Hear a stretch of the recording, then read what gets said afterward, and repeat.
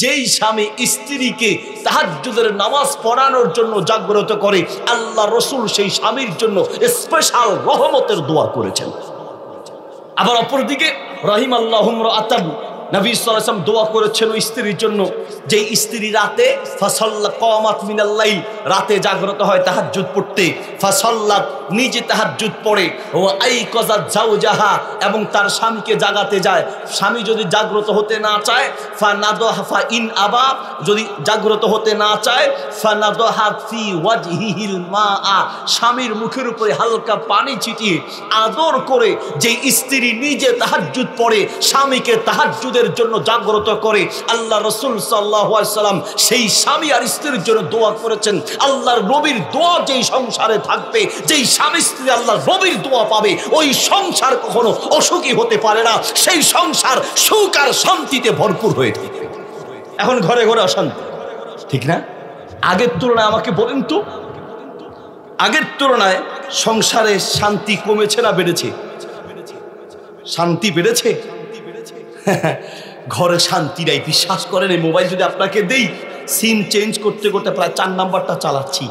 এত মাসআলা, এত হোয়াটসঅ্যাপে মেসেজ, অফিসে ঘন্টার পর ঘন্টা বসে থাকি। আপনাদের সাহেবকে জিজ্ঞেস করেন, জীবনে সবচেয়ে বেশি মাসআলা আসে তালাকের মাসআলা। বিয়ে করেছে কয়দিন? 1 মাস, দিয়ে দিছি হুজুর। কয়দিন? 2 মাস, দিয়ে দিছি হুজুর তালাক। ঘটনা কি? হুজুর শান্তি নেই, ঘরে টাকা আছে, পয়সা আছে, সব আছে, সুন্দর স্ত্রী আছে, কিন্তু শান্তি নেই। শান্তি থাকবে কি করে? আপনার ঘরে আল্লাহর রহমত আর বরকত নাই। যেই ঘরে ছবি সিনেমা চলে, যেই ঘরে স্বামী স্ত্রী বেয়াদবি মাফ করবে না, একসাথে বসে উলঙ্গ পর্নোগ্রাফি ছবি দেখে, সেই ঘরে শান্তি থাকবে কি করে? আপনার সময় তো নষ্ট হয় দুনিয়া সব খারাপ কাজগুলোতে। ভালো কাজে নিজের সময়টাকে ব্যয় করেন, নবী সাল্লাল্লাহু আলাইহি ওয়াসাল্লামের দোয়া অর্জন করার চেষ্টা করেন। সময় পেলে স্বামী স্ত্রী নামাজে দাঁড়ায় যান। বিশ্বাস করেন, আপনারা উলঙ্গ ছবি দেখে যেই পরিমাণ মজা পান, নাটক নাচ গান দেখে স্বামী স্ত্রী সহ একসাথে যেই মজা পান, ওয়াল্লাহি বলছি আমরা একসাথে স্বামী স্ত্রী তাহাজ্জুদের নামাজে তার চাইতে বেশি মজা পাই। ওয়াল্লাহি বলছি, আলেম ওলামাকে জিজ্ঞেস করেন, স্বামী স্ত্রী একসাথে দাঁড়িয়ে যখন স্বামী সামনে পিছনে নামাজ, স্ত্রী সহ একসাথে নামাজ পড়ে, দোয়া করার সময় যখন স্বামী স্ত্রী একসাথে দোয়া করে, একসাথে যখন জিকির আজকার করে, একসাথে বসে যখন তিলাওয়াত করে, ওয়াল্লাহি বলছি সারা দুনিয়ার সুখ আর শান্তি ইবাদতের মধ্যে পাওয়া যায়। আপনি ট্রাই করে দেখেন। আপনার কাছে এখন মনে হয় যে একটু মানে উলঙ্গ বেয়াদবি মাফ করবেন, ছবি সিনেমা দেখলে আপনি মজা পাচ্ছেন, আপনার অন্তরটা নষ্ট হয়ে গেছে। আসলে ইদা সাররাতকা হাসানাতুক ওয়া সাআতকা সাইয়্যাতুক ফাআনতা মুমিন। নবী সাল্লাল্লাহু আলাইহি ওয়াসাল্লাম বলেন, তোমার অন্তর যদি ভালো কাজ করার পরে অন্তরে ভালো লাগে তাহলে তুমি ইমানদার, আর খারাপ কাজ করার পরে যদি খারাপ লাগে তাহলে ইমানদার। খারাপ কাজ করার পরে যদি খারাপ না লাগে তাহলে তোমার ইমানের পরীক্ষা করা দরকার। ওয়াল্লাহ বলতে চাচ্ছিলাম, সময়ের কসম, পরে গুরুত্বপূর্ণ কথা আছে, এই জন্য আমি সংক্ষেপে বলে যাচ্ছি। ইন্নাল ইনসানা লাফি খুসর, মানুষ নিশ্চয়ই ক্ষতির মধ্যে নিমজ্জিত। সবচেয়ে ক্ষতির মধ্যে নিমজ্জিত হচ্ছে মানব জাতি। বলছেন যে সেই ক্ষতি থেকে বাঁচতে হলে কি করতে হবে? 4টা কাজের কথা বলেছেন। 1 নাম্বার হচ্ছে ইল্লাল্লাযিনা আমানু, যারা ঈমান আনে। 1 নাম্বার শর্ত হচ্ছে কি? দুনিয়া এবং আখিরাতের ক্ষতি থেকে বাঁচার জন্য 1 নাম্বার শর্ত কি? ঈমান থাকা। ঈমান। ভাই, কলিজার কিছু দুঃখের কথা আপনাদের সামনে বলতে চাই। আপনি তো রাতের বেলা ঘুমিয়ে যান, রাতে আপনার ঘুম চলে আসে। ওয়াল্লাহি মাঝে মাঝে রাতে আমরা ঘুমাতে পারি না, কারণ আমরা আকাশ অন্ধকার দেখতে পাচ্ছি। এই জাতির উপরে কি পরিমাণ ষড়যন্ত্র চলছে আপনি কল্পনা করতে পারবেন না। সবচেয়ে বড় চোর হচ্ছে ঈমানের চোর, সবচেয়ে বড় ডাকাত হচ্ছে ঈমানের ডাকাত। নবী সাল্লাল্লাহু আলাইহি ওয়াসাল্লাম বলেছেন, কিয়ামতের আগে এমন একটা যুগ আসবে, ইউসবিহুর রাজুলু মুমিনান ওয়া ইউমসি কাফিরান। সকালে ঈমানদার থাকবে, সন্ধ্যায় কাফের হবে, সন্ধ্যায় ঈমানদার থাকবে তো সকালে কাফের হবে। সেই যুগ আসবে না, এসেছে। সেই যুগ চলছে, সেই যুগ বেশি দূরে যেতে হবে না। আপনারা তো হয়তো গ্রামের মানুষ, অতটুকু পর্যন্ত খবর রাখেন না, কিন্তু আমরা তো মানে বিশ্বের খবরগুলো দেখে বড় অবাক হয়ে যাই। আর বিশ্বের অন্য রাষ্ট্রের কথা বাদ দিলাম, আমাদের দেশের যেই পরিমাণ ষড়যন্ত্র চলছে ঈমান হরণ করার, আপনি কল্পনাও করতে পারবেন না। ট্রান্সজেন্ডার ফিতনা, ট্রান্সজেন্ডার বুঝেন? বিভিন্নভাবে ট্রান্সজেন্ডার বাস্তবায়ন করার সুগভীর ষড়যন্ত্র চলছে। ও ভাই, গত শিক্ষা সিলেবাসের ইতিহাস আপনারা জানেন। আল্লাহু আকবার। একটা ছেলে মেয়ে হবে মন চাইলে, মেয়ে মন চাইলে ছেলে হবে, ছেলে মন চাইলে মেয়ে হবে, মেয়ে মন চাইলে ছেলে হবে। শরীফ থেকে শরীফা, শুনেছেন না? তার মানে একটা ছেলে মনে চাইলে মেয়ে সাজবে, একটা মেয়ে মন চাইলে সে ছেলের মতো সাজগোজ করবে। আপনি যদি এই বিরুদ্ধে কথা বলেন তাহলে আপনাকে বলবে যে আপনি স্বাধীনতা বিরোধী। কারণ একটা ছেলে মন চাইলে মেয়ে হবে, মেয়ে মন চাইলে ছেলে হবে, এটা তার স্বাধীনতা, বাধা দেওয়ার কিচ্ছু নাই। এর নাম নাকি স্বাধীনতা? এর নাম স্বাধীনতা নয়, এর নাম নোংরামি, এর নাম বেহায়াপনা, এর নাম হচ্ছে লজ্জাহীনতা। ঠিক কিনা? খালি কোনো মুসলমান যদি বলে যে একটা ছেলে মন চাইলে মেয়ে হবে, মেয়ে মন চাইলে ছেলে হবে, অসুবিধা কি? এই অসুবিধা নাই বললেই তার ঈমানটা ভেঙে চুরমার হয়ে যাবে। বেশি কিছু লাগবে না তো। এটা স্বাধীনতা? এটা কি স্বাধীনতা? এক চোর, কষ্ট হচ্ছে আপনাদের? মাঝে মধ্যে একটু রসকস দিতে হবে, নাহলে আমি ওয়াজ করবো, আপনি আল্লাহুম্মা বিসমিকা আমুতু আহিয়া। এই জন্য একটু ঘুমটা দূর করতে হবে। আপনার চোর মসজিদে লাইট চুরি করে নিয়ে যাচ্ছে, লাইট। মুয়াজ্জিন সাহেব দেখছে, দেখে চোরকে ডেকে বলছে, আইয়ুহা সারিক কিফ, চোর দাঁড়াও তো, আনতা তাসরিক মিন বাইতিল্লাহ, আল্লাহর ঘর থেকে তুমি চুরি করছো, এত বড় চোর তুমি? চোরা বলছে, লাস্তু বিসারিক, আমি চোর নই, ইন্নী আব্দুল্লাহ, আমি আল্লাহর বান্দা, আমি চুরি করছি না। কিসের চুরি মিয়া?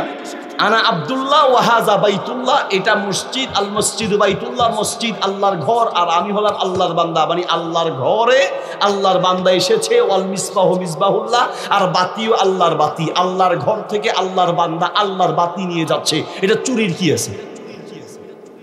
যুক্তি দেখছেন? কয় আল্লাহর ঘর আর আমি আল্লাহর লোক, আর বাতিও তো আল্লাহর বাতি, আল্লাহর ঘর থেকে আল্লাহর বাতি নিব না রাখবো সেটা আমার ব্যাপার। নিচ্ছি, আবার মনে চাইলে দিয়ে যাবো, আবার মনে চাইলে নিব, বেটা আমি তো আল্লাহর লোক, এটা আমার স্বাধীনতা। মুয়াজ্জিন বলল, বুঝছি, সোজা আঙ্গুলে ঘি উঠবে না। মুয়াজ্জিন সাহেব মসজিদ থেকে বের হয়ে একটা লাঠি নিয়ে আসছে। লাঠি নিয়ে এসে কয় যে, আপনি যে ব্যাখ্যা দিয়েছেন আমার ব্যাখ্যাটা একটু শুনেন। সেটা হলো, আনতা আব্দুল্লাহ ওয়া আনা আব্দুল্লাহ, আপনি আল্লাহর বান্দা, আমিও কিন্তু আল্লাহর বান্দা, ওয়া হাযা বাইতুল্লাহ, এটা আল্লাহর ঘর। আপনি আল্লাহর বান্দা, আমিও আল্লাহর বান্দা, দুইজনই আল্লাহর ঘরে আছি। ওয়াল মিসবাহু মিসবাহুল্লাহ, আপনি বলেছেন বাতি আল্লাহর বাতি, আমি যে বাহির থেকে লাঠি আনছি, ওয়াল আসা আসাল্লাহ, লাঠিও কিন্তু আল্লাহর লাঠি। আপনি আল্লাহর ঘর থেকে আল্লাহর বাতি নিয়ে যাচ্ছেন, এটা আপনার স্বাধীনতা যদি থাকে, তো আমিও আল্লাহর লাঠি দিয়া ওয়াদ-দরব মিনাল্লাহ, আল্লাহর পক্ষ থেকে এমন মাইর দিব। আপনার যদি চুরি করার স্বাধীনতা থাকে, আমার মাইর দেওয়ারও স্বাধীনতা থাকবে। ঠিক কিনা? কাজেই প্রিয় বন্ধুরা আমার, দিল দিয়ে কথাগুলো বলতে হবে। বর্তমান জামানার সবচেয়ে বড় চ্যালেঞ্জ হচ্ছে নিজের ঈমান নিয়ে টিকে থাকা। এমন সুকৌশলে আপনার ঈমান নিয়ে যাবে আপনি কল্পনা করতে পারবেন না। ওই সমতা বিধান, সমতা বিধান কি? সবার জন্য সমান অধিকার। তার মানে আপনার ছেলেটা যদি বলে যে আমি মেয়ে হয়ে যাব, তো তার একটা সমান অধিকার থাকবে, আপনি কিছু বলতে পারবেন না। ইসলাম কি বলে যে আপনি আপনার ছেলেটা মেয়ে হয়ে যাবে, মেয়ে ছেলে হয়ে যাবে, আর আপনি চুপ থাকবেন? এই সুযোগ কি ইসলামে আছে? নাই। এই জন্য দেশে একটা পরিবর্তন হয়েছে। আমরা আলহামদুলিল্লাহ প্রাণ চেষ্টা করছি, দেশে আর একটা পরিবর্তন দরকার। সেই পরিবর্তন হলো স্কুল কলেজ ভার্সিটিতে আল্লাহর কোরআন আর ইসলামের শিক্ষা বাধ্যতামূলক করা। না হয় জালেমদের হাত থেকে রক্ষার কোনো সুযোগ নেই। যুগ যুগ ধরে জালেম ছিল, জালেম আসবে, আসতেই থাকবে, যতদিন না পর্যন্ত ইসলাম বাস্তবায়ন হবে, কোরআন সুন্নাহর শিক্ষা বাস্তবায়ন হবে, ততদিন জুলুম থেকে বাঁচার সুযোগ নেই। আপনার আল জাজিরা এক জালেমের প্রতিবেদন বের করেছে। আল জাজিরা খুলে আপনি ইন্টারনেটে গেলেই দেখবেন, শুধুমাত্র যুক্তরাষ্ট্রে বাড়ি কিনেছে 360টা। কয়টা? 360টা বাড়ি কিনেছে শুধুমাত্র যুক্তরাষ্ট্রে। আর এই বাড়ি কেনার পিছনে খরচ করেছে 4000 কোটি টাকা। এবং শুধু যুক্তরাষ্ট্রে নেওয়ার বিশ্বের অন্যান্য রাষ্ট্রে কি পরিমাণ সম্পদ কিনেছে, বাংলাদেশ থেকে কি পরিমাণ টাকা বিদেশে পাচার করেছে। এক জোড়া জুতা বানাতে তার সময় লাগতো 4 মাস। কুমিরের চামড়ার, উট পাখির চামড়া দিয়ে তার জুতা বানানো হতো। এইভাবে খোঁজ দিলে দেখা যাবে এদেশের মাটি থেকে হাজার হাজার কোটি টাকা বিদেশের মাটিতে পাচার করেছে। যদি ওই অর্থ সম্পদ আর টাকা পয়সা আমাদের বাংলাদেশে ফিরিয়ে আনা সম্ভব হয়, তাহলে এই দেশকে নতুন করে কয়েকবার সাজানো সম্ভব হবে। কারণ আমাদের স্কুল কলেজ ভার্সিটির শিক্ষার্থীরা জানে না একজন মেম্বার, একজন চেয়ারম্যান, একজন এমপি, একজন মন্ত্রীর আদর্শ কি হওয়া উচিত আমাদের সন্তানরা জানে না। এই জন্য ঈমান কাকে বলে, নেক আমল কাকে বলে, ওয়া আমিলুস সালিহাত নেক আমল কাকে বলে, এই শিক্ষা আমাদের সন্তানদের জন্য বাধ্যতামূলক করা উচিত। ওরা জানে না নবীর ইতিহাস, ওরা জানে না সাহাবায়ে কেরামের ইতিহাস, ওরা জানে না একজন আদর্শবান এমপি মন্ত্রীর আদর্শ কি হওয়া উচিত। ওদের ধারণা নাই, ওদের ইমানের সম্পর্কে কোনো ধারণা। আপনি স্কুল কলেজ ভার্সিটিতে যদি জিজ্ঞেস করেন ইমান কাকে বলে, বলতে পারবে? যেই ইমান ছাড়া জান্নাত আসবে না, যেই ইমান ছাড়া জান্নাতের আশা করা যায় না, সেই ইমান সম্পর্কে জানে না, তাহলে এর চেয়ে ব্যর্থতার কি হতে পারে? ওরা জানে না যে একজন রাষ্ট্রপ্রধান দায়িত্বশীল, তার কি কি দায়িত্ব আছে। নবী মুহাম্মদ সাল্লাল্লাহু আলাইহি ওয়াসাল্লাম তিনি রাষ্ট্রপ্রধান। তিনি যখন রাষ্ট্রপ্রধান বদরের যুদ্ধে যাবেন, যাওয়ার জন্য বাহনের অভাব দেখা দিয়েছে, তখন কি করলেন? ভাগ করে দিলেন যে এক উটে 3 জন করে যাবে, 2 জন উটের উপরে বসবে, একজন টেনে নিয়ে যাবে। নবী সাল্লাল্লাহু আলাইহি ওয়াসাল্লাম উটের উপরে বসলেন, আর আবু লুবাবা বসলেন, আলী রাদিয়াল্লাহু আনহু টানলেন। এরপরে আলী রাদিয়াল্লাহু আনহু বসলেন, রাসূল সাল্লাল্লাহু আলাইহি ওয়াসাল্লাম বসলেন, আবু লুবাবা কিছুক্ষণ টানলেন। যখন উট টানার পালা এসেছে রাসূল সাল্লাল্লাহু আলাইহি ওয়াসাল্লামের, তিনি উট টানতে যাবেন, আবু লুবাবার আলী রাদিয়াল্লাহু আনহু গিয়ে বলছে, ইয়া রাসূলুল্লাহ, আপনি উট টানবেন আর আমরা সেই উটের উপরে বসবো। ইয়া রাসূলুল্লাহ, আমরা পারবো না, মেহেরবানি করে আপনি বসেন, আপনার পরিবর্তে আমরা উটে নিয়ে যাব। নবী সাল্লাল্লাহু আলাইহি ওয়াসাল্লাম বললেন, মা আনতুমা বিআকওয়া মিন্নি ফিল মাশি ওয়ালা আনা আগনা আনকুমা মিনাল আজরি। শোনো, তোমরা 2 জন উট টেনেছো, তোমরা যেমন হাঁটতে পারো, তোমাদের চেয়ে হাঁটার শক্তি আমার বেশি। ওয়ালা আনা আগনা আনকুমা মিনাল আজরি, তোমাদের 2 জনের যেমন সওয়াবের দরকার, আমারও সওয়াবের দরকার। তোমরা উট টেনেছো, আমিও টেনে নিব, আমার জন্য স্পেশাল কোনো বিধান থাকবে না, প্রত্যেকের জন্য সবার বিধান থাকবে। আল্লাহু আকবার। কেমন ছিলেন ইসলামের রাষ্ট্রপ্রধান? আবু বকর রাদিয়াল্লাহু আনহু রাষ্ট্রপ্রধান, প্রতিদিন ফজরের নামাজ পড়ে বের হয়ে যায়। হিকায়াতুল উয়ুন একটা আরবি কিতাব আছে, পড়লে আপনি অবাক হয়ে যাবেন। আবু বকর রাদিয়াল্লাহু আনহু ফজরের নামাজের পরেই মরুভূমির দিকে একটা বাড়িতে যায়। ওমর রাদিয়াল্লাহু আনহু পিছনে পিছনে খুঁজতে লাগলেন যে যায় কোথায়, একটু দেখি।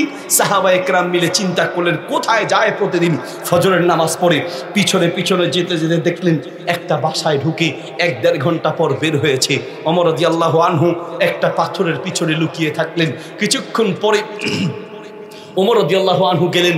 আবু বকর রাদিয়াল্লাহু আনহু বের হওয়ার পরে ওমর রাদিয়াল্লাহু আনহু সেই ঘরে গিয়ে দেখলেন এক বৃদ্ধা মহিলা বসে আছে, চোখে দেখে না, অন্ধ বৃদ্ধা মহিলা। তার সামনে কিছু খাবার। জিজ্ঞেস করছেন, আতারিফিনাহু মান খারাজা মান জাআ ওয়া মান খারাজা মিন বাইতি, কে আপনার ঘরে এসেছিল আর কে বের হয়েছে, আপনি তাকে চিনেন নাকি?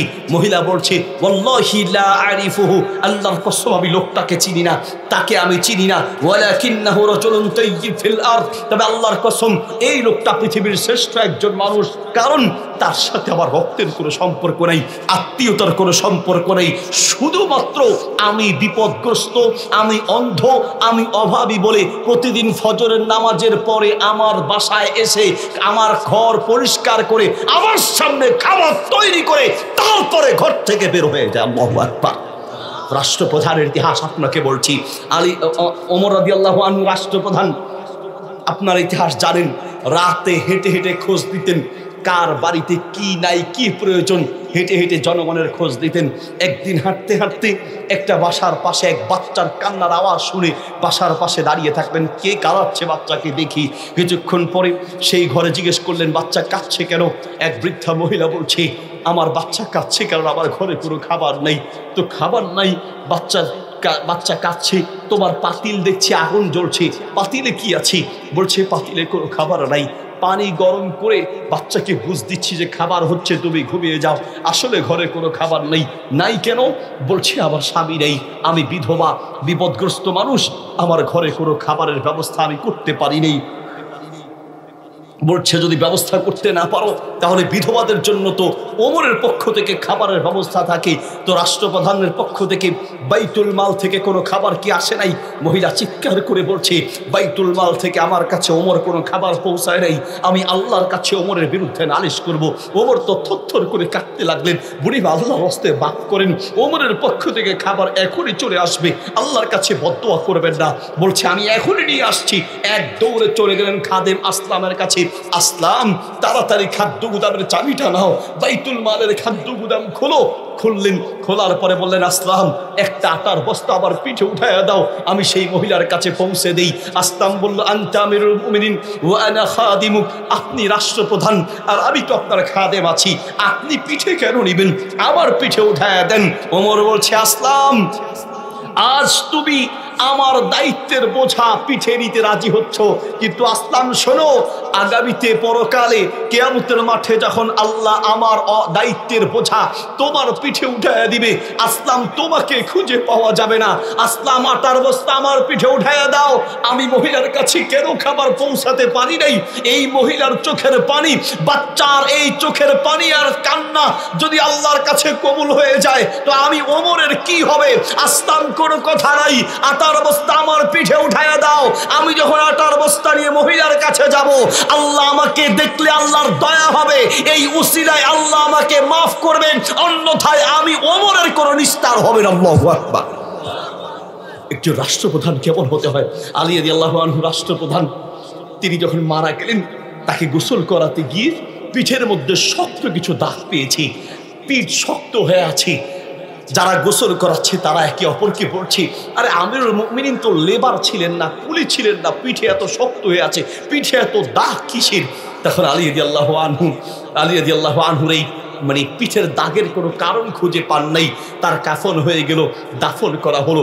তার মৃত্যুর পরে তাকে দাফন করার পরে বিভিন্ন জায়গা থেকে, মরুভূমির বিভিন্ন প্রান্ত থেকে এতিম মিসকিন আর বিধবারা সাহায্যের জন্য বাইতুল মালে আসা শুরু করেছে। এত মানুষকে দেখে, বাইতুল মালে এত মানুষ দেখে লোকেরা জিজ্ঞেস করলো, ঘটনা কি? তোমরা এতদিন কোথায় ছিলা? এখন তোমরা সাহায্যের জন্য বাইতুল মালের সাহায্যের জন্য হাজির হয়েছো, এতদিন কি খেয়েছো? কোথায় এতদিন ছিলা? এতিম মিসকিন আর বিধবা মহিলারা বলছে, আমরা এতদিন পর্যন্ত, যতদিন আমিরুল মুমিনিন জীবিত ছিলেন, কারো দুয়ারে আমাদের যেতে হয় নাই। আমাদের প্রত্যেকের নামের লিস্ট রেডি করে, প্রত্যেকের নামের লিস্ট অনুযায়ী রাতের অন্ধকারে আমির, মাশাআল্লাহ, এক একজন এমপি মন্ত্রীর ইতিহাস যদি আপনাকে বলি, রিপোর্ট যদি আপনি দেখেন, অবাক হয়ে যাবেন। হাজার হাজার কোটি টাকা বিদেশে পাচার করেছে। এই অর্থ সম্পদ, টাকা পয়সা ওদের বাপদাদার টাকা নয়, এটা এদেশের জনগণের রক্ত চোষা টাকা পাচার করেছে, ঠিক কিনা? বলে দেশের জনগণের টাকা। ভাইয়ের আমার, বলতে চাচ্ছিলাম আমাদের শিক্ষা ব্যবস্থায় আর একটা পরিবর্তন দরকার। সেই পরিবর্তন হলো শিক্ষা ব্যবস্থায় ইসলাম বাস্তবায়ন করা, বাধ্যতামূলক করা। ইমানের শিক্ষা কাকে বলে? ইমান, যার কলিজায় ইমান থাকে সে কোনো মানুষের উপরে জুলুম করতে পারে না। যার কলিজায় ইমান থাকবে যে আমাকে আল্লাহর সামনে দাঁড়াতে হবে, সারা দুনিয়া ছাড়তে রাজি হবে, মানুষের এক পয়সা মারতে রাজি হবে না, ঠিক কিনা? যার কলিজায় ইমান থাকবে, সত্যিকার অর্থে আমাদের ইমানের দুর্বলতা আছে। কাকে বলে ইমান, কাকে বলে তাকওয়া? একটু দৃষ্টান্ত দিলে বুঝবেন। ওমর রাদিয়াল্লাহু আনহু একটা পাহাড়ের পাশ দিয়ে যাচ্ছেন, যাওয়ার সময় এক রাখালকে দেখছেন, রাখাল অনেকগুলো ছাগল পালছে। রাখালকে ওমর রাদিয়াল্লাহু আনহু পরীক্ষা করার জন্য ডেকে বললেন, ইয়া রায়াল গানাম, হে ছাগলের রাখাল, এদিকে আসো, আমার একটা ছাগল দরকার, আমি কিছু টাকা তোমাকে দিই, ছাগল আমার কাছে বিক্রি করো। রাখাল তো আর ছাগল বিক্রি করার তো দায়িত্ব তার নাই, তার পক্ষে সম্ভব নয়। ওমর রাদিয়াল্লাহু আনহু পরীক্ষা করে দেখলেন তার ভিতরে আসলে ঈমান আছে কিনা, তাকওয়া আছে কিনা। দেখে বললেন, একটা ছাগল আমাকে দাও, আমি কিছু টাকা তোমাকে দিই। রাখাল বলছে, ইন্নী রায়ুল গনাম লাস্তু বিমালিকিল গনাম, আমি তো ছাগলের শুধু রাখাল, আমি ছাগলের মালিক নই, ছাগল আমি বিক্রি করতে পারবো না। বলছে, তোমার মালিক কোথায়? তিনি আমাদের থেকে অনেক দূরে। তখন ওমর রাদিয়াল্লাহু আনহু পরীক্ষা করার জন্য বলছে, বোকা, তাহলে তো আরো ভালো, তোমার মালিক তো কাছে নাই, আমি কিছু টাকা দিই, একটা ছাগল আমাকে দিয়ে দাও, আর আমি এর বিনিময়ে তোমাকে টাকা দিই। তখন ওমর রাদিয়াল্লাহু আনহুকে সেই রাখাল বলল, আপনি ঠিক বলেছেন, আমি আমার মা ছাগলের মালিককে বুঝ দিতে পারবো, আমি আপনাকেও বুঝ দিতে পারবো, আমি দুনিয়ার সবাইকে বুঝ দিতে পারবো। বলবো আকালাহু যিব, একটা বাঘ ছাগল খেয়ে ফেলেছে, হারিয়ে গিয়েছে, একটা বলে আমি বুঝ দিতে পারবো ফাইনাল্লাহ ফাইনাল্লাহ ফাইনাল্লাহ। আমি সারা দুনিয়ার মানুষকে বোঝাতে পারবো, কিন্তু আমার মালিক আল্লাহকে বুঝ দিব কি দিয়ে? আল্লাহু আকবার। কাকে বলে ঈমান, কাকে বলে? ভাইয়ের আমার, আমরাও তো ঈমানের বহু আলোচনা শুনেছি, কিন্তু আমাদের কাছে যেই ঈমান সাহাবা ইকরামের ছিল, সেই ঈমান আমাদের মধ্যে যদি থাকতো তো আমাদের সমাজ অনেক পাল্টে যেত। আব্দুল্লাহ ইবনে মাসউদ রাদিয়াল্লাহু আনহু কিছু তাবিকে লক্ষ্য করে বলছেন, আনতুম তুকসিরুনা সালাতা ওয়াস সিয়ামা ওয়াল আ'মালা সালিহা। তোমরা অনেক বেশি নেক আমল করো, অনেক বেশি নামাজ পড়ো, অনেক বেশি রোজা রাখো, কোন ক্ষেত্রে কোন সাহাবীর চেয়েও তোমাদের আমল অনেক বেশি, কিন্তু ওয়াহুম খায়রুম মিনকুম, এরপরও সাহাবায়ে কেরাম তোমাদের চেয়ে অনেক উত্তম। কারণ কি জানো?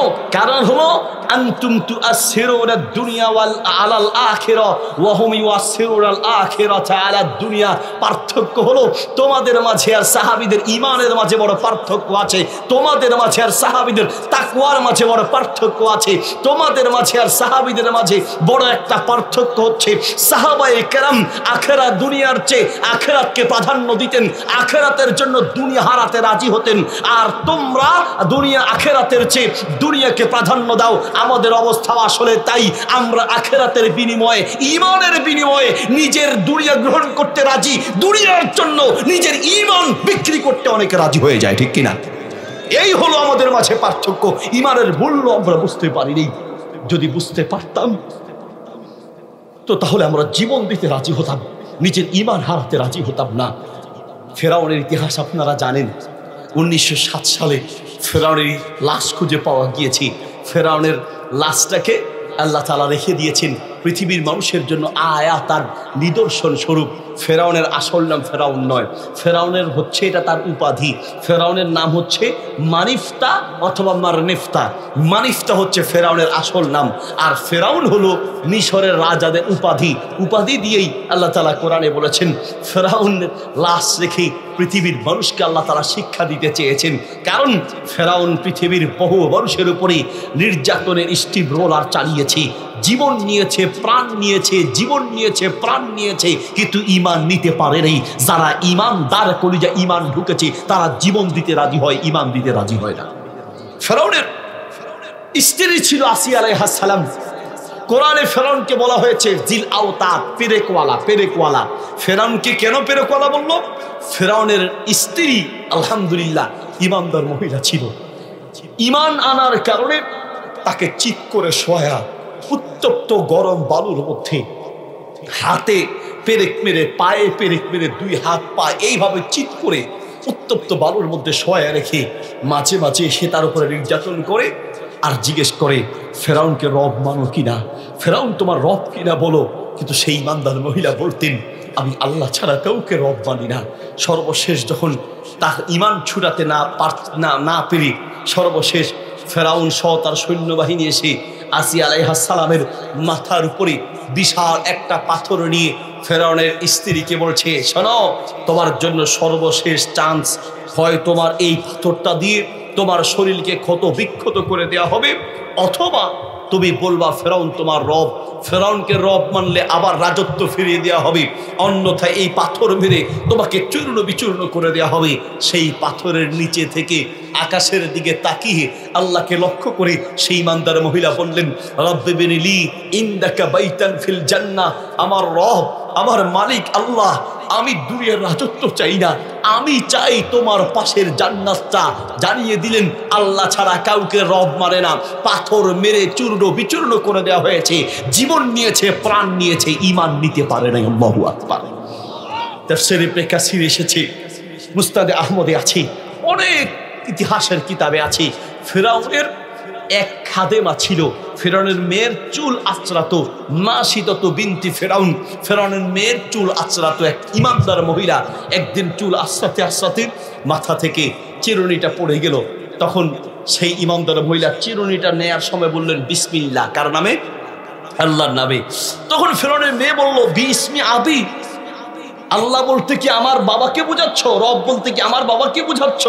সেই ইমানদার মহিলা বললেন, বিস্মি রব্বি ওয়া রব্বি আবি, কি আমি সেই আল্লাহর নামে তুলেছি, আমি সেই আল্লাহর কথা বলেছি যে আল্লাহ আমারও রব, তোমার বাবারও রব, আমি তোমার বাবাকে রব মানি না, তাহলে আমার বাবাকে বলে দিব। মেয়ে বলল, আমি ফেরাউনকে বলবো, আমার বাবাকে বলবো। বলছে বলতে পারো। গিয়ে ফেরাউনকে জানিয়ে দিলেন। ফেরাউন সেই মহিলাকে ডেকে বলছে, তুমি কি আমাকে রব মানো না? আমি আল্লাহ ছাড়া কাউকে রব মানি না। আচ্ছা, তোমার ইমানের পাওয়ার কত বেশি আমি পরীক্ষা করব। সেই মহিলাকে ধরে নিয়ে এসে তার বাচ্চা সবগুলোকে নিয়ে এসে একটা উত্তপ্ত বিশাল এক পাতিলের মধ্যে তেল গরম করে টকবক করছে তেল। এই উত্তপ্ত তেলের কাছে একটা ছেলেকে ধরে নিয়ে মহিলাকে বলছি, তুমি যদি ফেরাউনকে রব না মানো তাহলে এই বাচ্চা ফেলে দিয়ে দুনিয়ার থেকে বিদায় করে দিব, শহীদ করে দিব। মহিলা বলছে, আমি আল্লাহ ছাড়া কাউকে রব মানি না। ছেলেকে ধরে সেই উত্তপ্ত তেলের মধ্যে ঢেলে দিয়েছে। শরীর থেকে গোস্ত আলাদা হয়ে গেল, হাড্ডি আলাদা হয়ে গেল। মা তাকিয়ে আছেন, কিন্তু মায়ের ঈমান একটুও দুর্বল হয় নাই, শক্ত হয়ে দাঁড়িয়ে আছেন। বললেন, আমি আল্লাহ ছাড়া কাউকে রব মানি না। বলছে, তাহলে তোমার ছেলে এক এক করে সবগুলোকে শেষ করব। একটা ছেলে ধরে নিয়ে যায় পাতিলের কাছে, জিজ্ঞেস করে, বলো তুমি ফেরাউনকে রব মানো কিনা, তাহলে বাচ্চাকে বাঁচিয়ে দিব, আর নয় বাচ্চা এটাকেও শেষ করব, যা ইচ্ছা করতে পারো। এক এক করে সবগুলো সন্তানকে শহীদ করে দিয়েছে। সর্বশেষ দুধের একটা বাচ্চা সেই মহিলার কোলে ছিল, মুরদি আতুন, দুধের বাচ্চা। আপনারা খুব ভালো করে জানেন, মহিলারা তো ওয়াজ শুনতেছে, মহিলারা খুব ভালো করে বোঝে একটা বড় ছেলের কষ্ট একজন মা সহজে মেনে নিতে পারে, কিন্তু দুধের বাচ্চার কষ্ট কোনো মা মেনে নিতে পারে না। দুধের বাচ্চার কষ্ট কোনো মায়ের কলিজায় মেনে নিতে পারে না।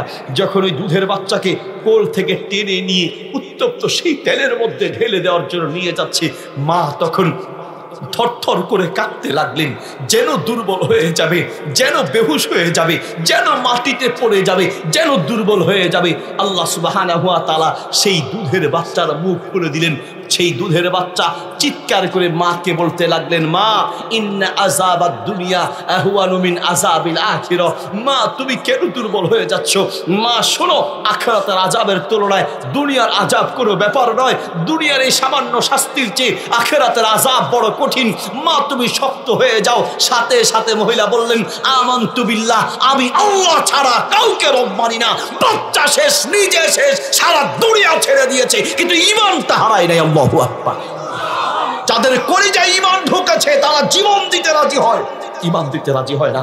সাহাবায়ে কেরাম একবার এসে নবী সাল্লাল্লাহু আলাইহি ওয়াসাল্লামকে বললেন, ইয়া রাসূলুল্লাহ, কাফের মুশরিকরা আমাদের উপরে এমন নির্যাতন করছে, আমরা তো শেষ হয়ে যাচ্ছি।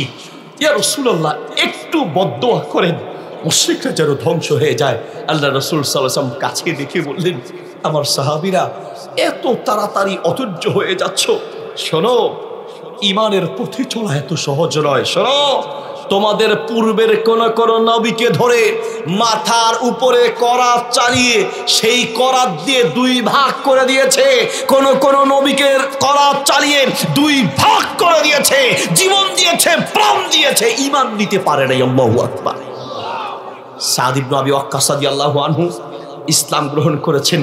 তার মা তাকে ডাক দিয়ে বলছে, বাবা, ইন্নী সামিতু আন্নাকা আসলামতা ওয়া খালাফতা দীন আবিকা, আমি শুনেছি তুমি নাকি ইসলাম গ্রহণ করে মুসলমান হয়েছো আর তোমার বাপ দাদার ধর্মে বিরোধিতা করছো। লা আকুলু ওয়ালা আশরাবু হাত্তা আমুতা, আমি এখানেই দাঁড়ায় থাকবো, এক ঢোক পানি খাবো না, এক লোকমা খাবার খাবো না। হয় তুমি ঘোষণা দিবে ইসলাম মানো না, মুহাম্মদ সাল্লাল্লাহু আলাইহি ওয়াসাল্লামকে মানো না, তুমি ইসলাম ছেড়ে দিবে, আর না হয় আমি মাকে হারাবে। কোনটা করবে বলো? হয়তো ইসলাম ছাড়বে, ঈমান হারাবে, আর না হয় আমি মাকে হারাবে। তখন সাদ ইবনে আবি ওয়াক্কাস রাদিয়াল্লাহু আনহু বহুবার বুঝানোর চেষ্টা করেও ব্যর্থ হয়ে গেলেন। মায়ের একই কথা, মাকে সর্বশেষ সাদ ইবনে আবি ওয়াক্কাস রাদিয়াল্লাহু আনহু বললেন, শোনো মা, আজ আমি তোমাকে ফাইনাল কথা বলে দিই, তুমি চাচ্ছ আমি যেন আমার ইসলাম হারাই, ঈমান হারাই, মুহাম্মদ সাল্লাল্লাহু আলাইহি ওয়াসাল্লাম থেকে চলে আসি, তার থেকে দূরে সরে যাই। মা ভালো করে শোনো, খেয়াল করে শুনে নাও, তুমি একবার মরলেই শেষ হয়ে যাবে, আর এর বেশি তুমি একবার মরলেই আবার জীবিত হতে পারবে না। তুমি যদি আমার সামনে একবার দুইবার নয়, যদি ছটপট করতে করতে 112 মরে যাও, আমি কাঁদবো, চোখের পানি ফেলবো, তুমি মায়ের কারণে ঈমান হারাবো না। আমি সব ছাড়বো, তুমি মরলেও একবার 100 বারও যদি মরো আমি কাঁদবো, চোখের পানি ফেলবো, তোমার মায়ের কারণে আমি আমার ঈমান হারাবো না। ইল্লাল্লাযীনা আমানু, যাদের কলিজায় ঈমান ঢুকেছে তারা সারা দুনিয়া হারাতে রাজি আছে, ঈমান হারাতে রাজি নেই। প্রিয় ভাইয়ের আমার, আমরা যে কত ভাবে, কত কথায়, কত শব্দে, কত বাক্যে, কত কাজে ঈমান যে চলে যায়, আপনার আমার একটু সতর্কতা বোধ পর্যন্ত নাই, একটু সচেতনতা নাই। যদি জিজ্ঞেস করি নামাজ ভঙ্গের কারণগুলো বলেন, 2-4টা হলেও বলতে পারবেন। অজু ভঙ্গের কারণ 2-4টা হলেও আপনি বলতে পারবেন। যদি বলি যে রোজা ভঙ্গের কয়েকটা কারণ বলেন, তাও বলতে পারবেন। কিন্তু ঈমান ভঙ্গের কারণ যদি জিজ্ঞেস করি তো 10টা তো দূরের কথা, ঠিক মতো 5টাও আপনি বলতে পারবেন না। অনেকগুলো কারণে ঈমান ভেঙে যায়, অনেকগুলো। আমি আলহামদুলিল্লাহ 60টা কারণ দিয়ে একটা বই লিখেছি, 60টা কারণ। অনেকে খালি সৌদি আরবের এক শাইখের এই ঈমান ভঙ্গের 10টা কারণে একটা বই দেখেছে। মানুষ মনে করে যে ঈমান ভঙ্গের কারণ মনে হয় খালি এই 10টা। অসম্ভব কথা, শুধু 10টা নয়, আমি তো 60টা বের করেছি। যদি আমার চেয়ে ভালো আলেমরা আরো চেষ্টা করে এরকম শত শত কারণ বের করতে পারবে, যেই কারণগুলোতে ঈমান ভেঙে চুরমার হয়ে যায়, একজন মুসলমান কাফের হয়ে দুনিয়া থেকে বিদায় হওয়া লাগে, ঠিক কিনা? এই জন্য নিজের ঈমানকে হেফাজতের জন্য ঈমান সম্পর্কে জানতে হবে, ঈমান ভঙ্গের কারণগুলো জানতে হবে। আল্লাহ সুবহানাহু ওয়া তাআলা তৌফিক দান করুন, আমিন। ওয়া আমিলুস সালিহাত, শুধু ওয়া আমিলুস সালিহাত পয়েন্টে কয়েকটা কথা বলে প্রশ্নগুলো দেন, উত্তর দিয়ে শেষ করে দিচ্ছি। নেক আমল, কিছু নেক আমলের কথা বলবো ইনশাআল্লাহ। অনেকগুলো প্রশ্ন আছে, এই জন্য কয়েকটা নেক আমলের কথা বলে আলোচনা শেষ করবো ইনশাআল্লাহ। আমলগুলো একটু গুনে গুনে নিজের আমল করার চেষ্টা করবেন, রাজি আছেন ইনশাআল্লাহ? আমরা তো ওয়াজ শুনি, চট্টগ্রাম এক মাহফিল শেষ করে যাচ্ছে, তো যাওয়ার সময় বাজারে একজনের সাথে করছে, বাজি গেইউদে হরে বাবাজি ওয়াজ হরি বেল্লা গেলাম দি ওয়াজ কেন ইয়ে বোধ গমই একবারে এন ওয়াজ গুলিকে একবারে ফাড়াই দিয়ে ফোন লাভ। কোথায় গিয়েছো? মাহফিলে গিয়েছি, ওয়াজ কেমন হয়েছে? সেই রকম ওয়াজ হয়েছে। আবাজি কি ওয়াজ গড়কে 2 মিনিট হন আসাই, কি ওয়াজ গড়কে বাজি ওয়াজ বোধ গমইয়ে হুন্নি বোধ গম লাগে, মাগার কি ওয়াজ গড়কে হন্য ফাইগুম। ওয়াজ কেমন হয়েছে? সেই রকম খুব ভালো লেগেছে। তো 2 মিনিট বলো তো কি ওয়াজ করেছে? ভাই ওয়াজ ভালো লাগছে, মাগার কি ওয়াজ করছে সেটা বলতে পারবো না। মাহফিল কাকে বলে জানেন? ওয়াজ কাকে বলে? মাহফিল তো হাজার হাজার হয়। মাহফিলের আগেও সুদ খেত, মাহফিলের পরেও সুদ খায়, মাহফিলের আগেও ঘুষ খেত, মাহফিলের পরেও ঘুষ খায়, মাহফিলের আগেও বেনামাজি, মাহফিলের পরেও বেনামাজি। মাহফিলের পরে যদি এলাকায় পরিবর্তন না আসে তো ওই মাহফিলের আসল উদ্দেশ্য হাসিল হয় নাই। আসল উদ্দেশ্য হলো আপনার মাঝে পরিবর্তন আসা, ঠিক কিনা?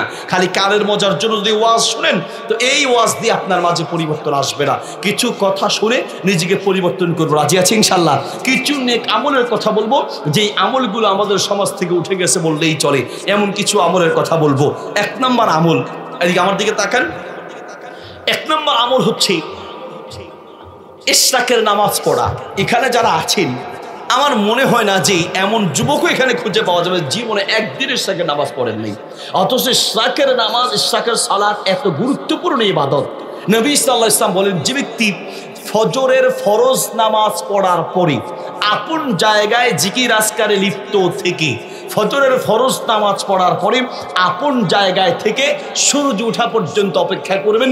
সূর্য ওঠার 15 থেকে 20 মিনিট পরে যে ব্যক্তি কমপক্ষে 2 রাকাত ইশরাকের সালাত আদায় করবে, তার আমল নামায় কবুল হজ এবং কবুল উমরার সওয়াব তার আমল নামায় লেখা হবে। কত বিশাল ফজর! তামাতান বলেছে, একেবারে পরিপূর্ণ হজ উমরার সমান সওয়াব তার আমল নামায় লেখা হবে ইশরাকের সালাত আদায় করার মাধ্যমে। আমল করবো, রাজি আছি? বলবেন হুজুর ইশরাকের নামাজ, ফজরের নামাজে তো পড়ি না, ঠিক না? মসজিদ ফজরের নামাজে মুসল্লি খুঁজে পাওয়া যায়, ইমাম মুয়াজ্জিন আর 2-4 জন। কি হচ্ছে? এত ওয়াজ, এত মাহফিল করে পরিবর্তন নাই। মানুষ যে কত বড় নিমক হারাম! আল্লাহ তাআলা বলে, ইন্নাল ইনসানা লিরাব্বিহি লাকানুদ। মানুষের চেয়ে নিমক হারাম করে জাতি পৃথিবীতে নাই। ফজরের নামাজ পড়ে যেই মানুষটা ফজরের নামাজ না পড়ে ঘুমায়, তার চাইতে নিমক হারাম, তার চাইতে বেঈমান, তার চাইতে প্রতারক কেউ হতে পারে না। কি হবে সে বেঈমান? কি হবে সে নিমক হারাম? একটু দৃষ্টান্ত দিই। আল্লাহ বলে, বান্দা ওয়াজআলনা নাওমাকুম সুবাতা, আমি আল্লাহ তোমাকে বড় দয়া করে মায়া করে রাতের বেলা ঘুম বাড়িয়েছি, আর তুমি সেই ঘুম থেকে উঠতে পারো না। চাইলেই কি মানুষ ঘুমাতে পারে? না। আল্লাহ বলেন, ওয়াজআলনা, দিয়েছি আমি, নাওমাকুম, তোমাদেরকে ঘুম, সুবাতা, ক্লান্তি দূরীকরণ। তাহলে ঘুম দেয় কে? পৃথিবীর বহু মানুষ আমার আলহামদুলিল্লাহ মাহফিলের উসিলায় আমার গার্মেন্টস আছে আলহামদুলিল্লাহ, এই গার্মেন্টসের উসিলায়, ব্যবসার উসিলায় শত শত কোটি টাকার মালিকদের সাথে আমরা উঠা বসা করি। আমাদের এই অভিজ্ঞতার আলোকে একবার চ্যালেঞ্জ করে বলতে পারি, যার টাকা পয়সা যত বেশি তার ঘুমের কষ্ট তত বেশি। যার টাকা পয়সা যত কম তার ঘুমের কষ্ট তত কম। আপনি এখান থেকে গেলেই বালিশে মাথা রাখলেই আপনার ধুমসে ঘুম চলে আসবে, গভীর ঘুম। আর পৃথিবীর বহু মানুষ আছে ঘুমের ঔষধ খায় তাও ঘুম, তারপরেও ঘুম নেই। তো আল্লাহ তাআলা বলছেন, বান্দা আমি তোমাকে আরাম করে ঘুম বাড়িয়ে দিয়েছি। ঘুম বাড়ানোর পরে তোমাকে পাহারা দেয়, তোমার মা তোমাকে রেখে ঘুমায়, তোমার বাপ তোমাকে রেখে ঘুমায়, তোমার ছেলে সন্তান আত্মীয় স্বজন সারা দুনিয়া তোমাকে রেখে ঘুমায়। আল্লাহ বলেন, বান্দা আমি তোমার এমন দয়ালু রব, আমি তোমাকে রেখে লা তাখুযুহু সিনাতুন ওয়ালা নাওম, আমি তোমাকে রেখে এক সেকেন্ডের জন্য ঘুমাই না, আমি তাকায়া থাকি বান্দা কখন তোমার কি লাগবে। তুমি চাইতে দেরি হবে, আল্লাহ দিতে দেরি হবে না। আল্লাহু আকবার। আল্লাহ শুনতে দেরি হবে না। কাজে আল্লাহ সারাক্ষণ আপনার দিকে তাকায় থাকেন। আল্লাহ সুবহানাহু ওয়া তাআলা এক সেকেন্ডের জন্য ঘুমায় না। আল্লাহ যা আপনাকে পাহারা দেয় আপনি বুঝবেন কি করে? একটু দৃষ্টান্ত দিই। রাতে আপনি ঘুমাতে যান, ঘুমাতে গিয়ে মশার ভয়ে মশারি টানাই, তাই না? মশারি টানাই না? আচ্ছা বলেন, মশারির ছোট্ট ছিদ্র দিয়ে মাঝে মাঝে মশা ভিতরে ঢুকে না? আচ্ছা বলেন তো, মশারির এই ছোট্ট ছিদ্র দিয়ে মশা ভিতরে ঢুকলো, মশারির ছিদ্রের চেয়ে নাকের ছিদ্র তো আরো বড়, কানের ছিদ্র তো আরো বড়। মশারির এই ছোট্ট ছিদ্র দিয়ে মশা ভিতরে ঢুকলো, নাক আর কানের এত বড় ছিদ্র দিয়ে মশা ভিতরে ঢুকে নেই। কারণটা কি? আল্লাহ বলেন, বান্দা তুমি তো ঘুমায়া গেলা, তোমার চারপাশে পাহারা দেওয়ার জন্য ইয়াহফাজুনাহু আমি আল্লাহ ফেরেশতা নিয়োজিত রেখে দিয়েছি। তুমি ঘুমিয়েছো কিন্তু আমি আল্লাহ ঘুমাই নাই। আল্লাহু আকবার। আল্লাহ বলেন, ওয়াজআলনা নাওমাকুম সুবাতা, আমি আল্লাহ আরাম করে তোমাকে ঘুম বানিয়ে দিয়েছি।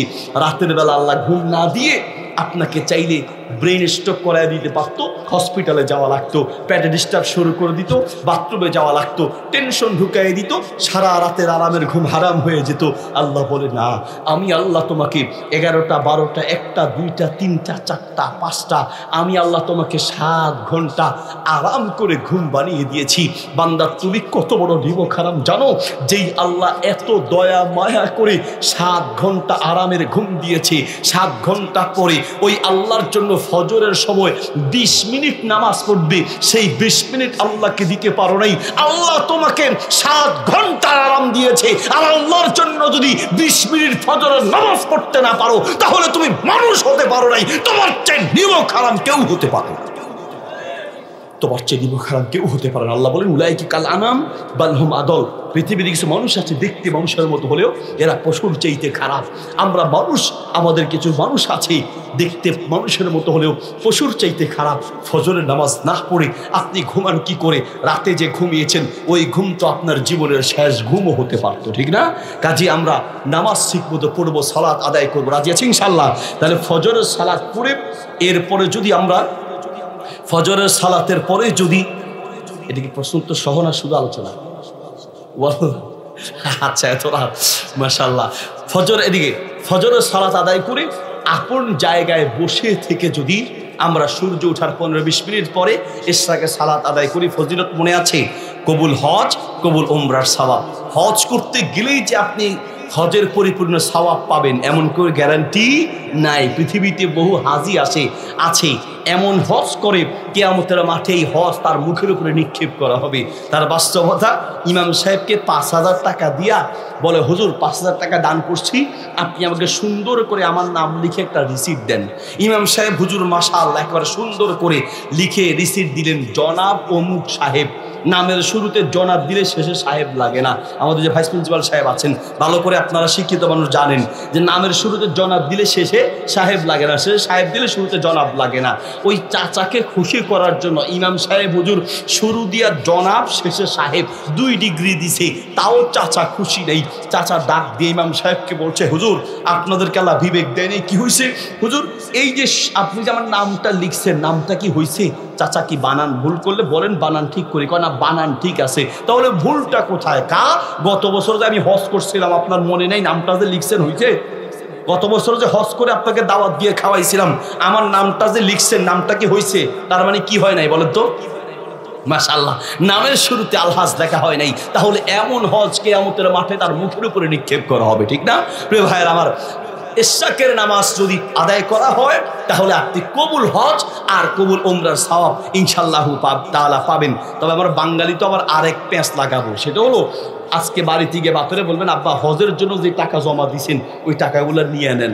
মোহাম্মদ আলী সাহেব বলছে ইশরাকের নামাজ পড়লে কবুল হজ আর উমরার সওয়াব, তো তাইলে আর এত লাখ টাকা খরচ করে হজে যাওয়ার কি দরকার? টাকাগুলো নেন আব্বা, পয়সা গেছে, এই হুজুরের আইনে এত উপকার হয়েছে, টাকা কিছু দরকার মোহাম্মদ আলী সাহেবের পাঠাই দিন, তাও ভালো আছে। কি করেন, 7-8 লাখ টাকা পয়সা গেলে আমার কিছু দিলে তো হয়ে যায়। আল্লাহ মাফ করুন, আলিয়াজুবিল্লাহ। প্রিয় ভাইয়ের আমার, হজের সারা জীবন ইশরাকের সালাত আদায় করলেও, লক্ষ রাকাত ইশরাকের নামাজ পড়লেও হজের যে ফরজিয়াত সেই ফরজিয়াত আদায় হবে না। আবার হজ উমরার সওয়াব পাবেন ঠিক আছে, কিন্তু হজ আর উমরায় গেলে স্পেশাল যে কিছু ফজিলত পাওয়া যায় সেটা তো আর ইশরাকের নামাজে সেই স্পেশাল ফজিলতটি পাবেন না। ভাই আমার, গত রমাদানে আমি আর আসুন্না ফাউন্ডেশনের চেয়ারম্যান শেখ আহমদুল্লাহ সাহেব কত চিনেন তাই না, আমরা দুইজন একসাথে উমরায় গিয়েছিলাম। তো ওনার টিমের এক যাত্রী আমাকে এসে বলছে, হুজুর আমি কয়েক বছর ধরে চেষ্টা করছি আমি নেশা থেকে ফেরাবো। হুজুর কেমনি যে নেশায় জড়িত হয়ে গেলাম, আমি মাদক ছাড়তে পারতেছি না। আমার স্ত্রী রাগ করে অনেকবার চলে গেছে, মা বাবা অনেক বকাবকি করেছে, আমিও চেষ্টা করেছি, হুজুর নেশা ছাড়তে পারতেছিলাম না। আমার স্ত্রী এবার রাগ করে আমাকে বলল, তোমার জন্য শেষ চান্স, একটা কাজ করো, তুমি উমরায় চলে যাও, কিছুদিন উমরায় থাকো, আল্লাহর কাছে দোয়া করো, আমিও দোয়া করছি, হয়তো এই উসিলে আল্লাহ তোমাকে মাদক থেকে ফেরাতে পারে। বললো হুজুর, স্ত্রীর কথা শুনে ভাবলাম যে যাই একটু সৌদি থেকে ঘুরে আসি, অসুবিধা কি? আমি উমরার নিয়ত করে রাজি হয়ে গেলাম। হুজুর বিশ্বাস করেন, যখন আমি মক্কায় গেলাম, যাওয়ার পরে সবাই লাব্বাইক আল্লাহুম্মা লাব্বাইক লা শারীকা লাকা লাব্বাইক ইন্নাল হামদা ওয়ান নি'মাতা লাকা ওয়াল মুলক লা শারীকা লাক, এই দোয়া পড়তে পড়তে হুজুর সবাই যাচ্ছে, আমিও হুজুর যাচ্ছি।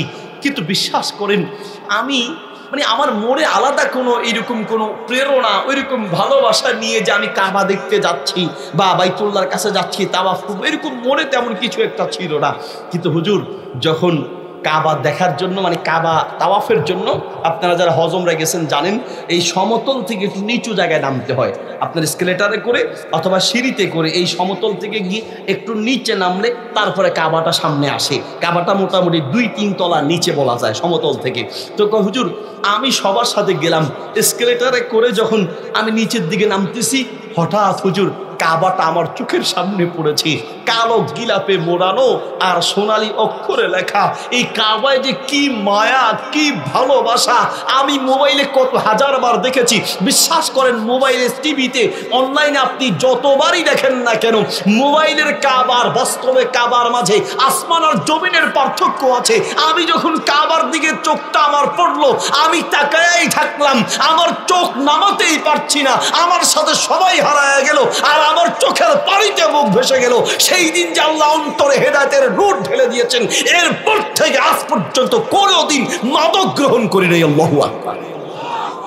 সেই ফজিলত আর অনেক জায়গা, দোয়া কবুলের আর অনেকগুলো ফজিলত আছে, সেটা পেতে হলে সেখানে যেতে হবে। আল্লাহ তাআলা তৌফিক দান করুক, আমিন বলেন। বলে হুজুর কেমনে যাব, টাকা নাই, পয়সা নাই, গরিব মানুষ। আমি বলি টাকা পয়সা লাগে না, আল্লাহর বাইতুল্লাহর জিয়ারতের জন্য, বাইতুল্লাহ যাওয়ার জন্য, হজ উমরার জন্য টাকা পয়সা লাগে না ভাই। বিশ্বাস করেন, কলিজার টান থাকলে আল্লাহ পৌঁছে দিতে পারে, কলিজার টান থাকলে আল্লাহ নিয়ে যেতে পারেন। পৃথিবীর কেউ আপনার মনের ভাষা না বুঝলেও একজন বুঝে, তিনি কি? আল্লাহ সুবহানাহু ওয়া তাআলা। মুসা আলাইহিস সালামের যুগে, আল্লামা শারকাবি রাহিমাহুল্লাহ উল্লেখ করেন, মুসা আলাইহিস সালামের যুগে অনেক অভাব দেখা দিয়েছে। একজন লোক সেই অভাবে তিনি হাঁটছেন, হাঁটতে হাঁটতে তিনি মরুভূমিতে গিয়ে নিয়ত করে মনে মনে বলছেন, আল্লাহ এই যে মরুভূমিতে যত বালু আছে, এই বালু পরিমাণ টাকা পয়সা সম্পদ যদি আমার থাকতো, আল্লাহ আমি সমস্ত সম্পদ এই অভাবী মানুষদের মাঝে বিলিয়ে দিতাম। আল্লাহ তাআলা মুসা আলাইহিস সালামের কাছে ওহী নাজিল করলেন, মুসা আমার বান্দাকে গিয়ে বলো, আমার বান্দা যে মনে মনে বলেছিল যে এই বালু পরিমাণ সম্পদ থাকলে সে দান করে দিত আমার রাস্তায়, আমি তার মনের কথা শুনতে পেয়েছি, আমি তার মনের কথাও বুঝি, তাকে জানায়া দাও এই মরুভূমির বালু সমান সম্পদ আমার রাস্তায় দান করলে যে সওয়াব হবে সেই পরিমাণ সওয়াব আমি তার আমল নামায় লিখে রেখেছি। ইমাম গাজ্জালী রাহিমাহুল্লাহ ইহয়া উলুমুদ্দিনের মধ্যে উল্লেখ করেন যে কিয়ামতের মাঠে বহু মানুষ তার আমল নামা দেখে অবাক হয়ে যাবে, আল্লাহ এত আমল তো আমি করি নাই, এত আমল কোথা থেকে? আল্লাহ বলবেন, আমল করো নাই কিন্তু নিয়ত তো করেছো, নিয়ত করলেই আমি সওয়াব লিখে রাখি। আল্লাহু আকবার বলেন। তো আমি তো বলি কলিজার টান থাকলে সম্ভব হয়। ইন্টারনেটে হাসান আব্দুল্লাহ লিখে সার্চ দিলে একটা লোকের ছবি খুঁজে পাবেন, বিদেশি এরকম আপনার অ্যারাবিয়ান সাদা জুব্বা গায়ে, হাতে একটা ছোট্ট ড্রোন আছে। আমি মাঝে মাঝে ঘটনাটা বলি, হাতে ছোট একটা ড্রোন নিয়ে সে দাঁড়িয়ে আছে। এই লোকটা এত গরিব ছিল, টাকা পয়সার এত অভাব ছিল, বৃষ্টির পানি পড়লে সেই পানি ঘরের খাটে পর্যন্ত পৌঁছে যেত, নিচে চলে আসতো, চাল ঠিক করবে সেই টাকা নাই।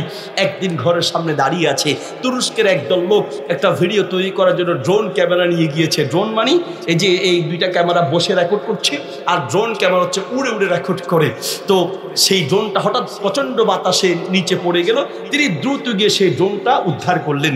সেই তুরস্কের লোকগুলো এসে হাসান আব্দুল্লাহ সাহেবকে বলল, ভাই আপনি আমাদের ড্রোনটা বাঁচিয়ে দিয়েছেন, আমরা আপনাকে পুরস্কৃত করতে চাই, আপনি কি চান বলেন। হাসান আব্দুল্লাহ সাহেব বলল, ভাই আমার একটা চাওয়া আছে। কি চাওয়া? এই যে ছোট্ট একটা ড্রোন উঠছে, এর চেয়ে বড় কোনো ড্রোন কি আপনাদের কাছে আছে যেটার উপরে আমি উঠে বসলে আমাকে নিয়ে উঠতে পারবে?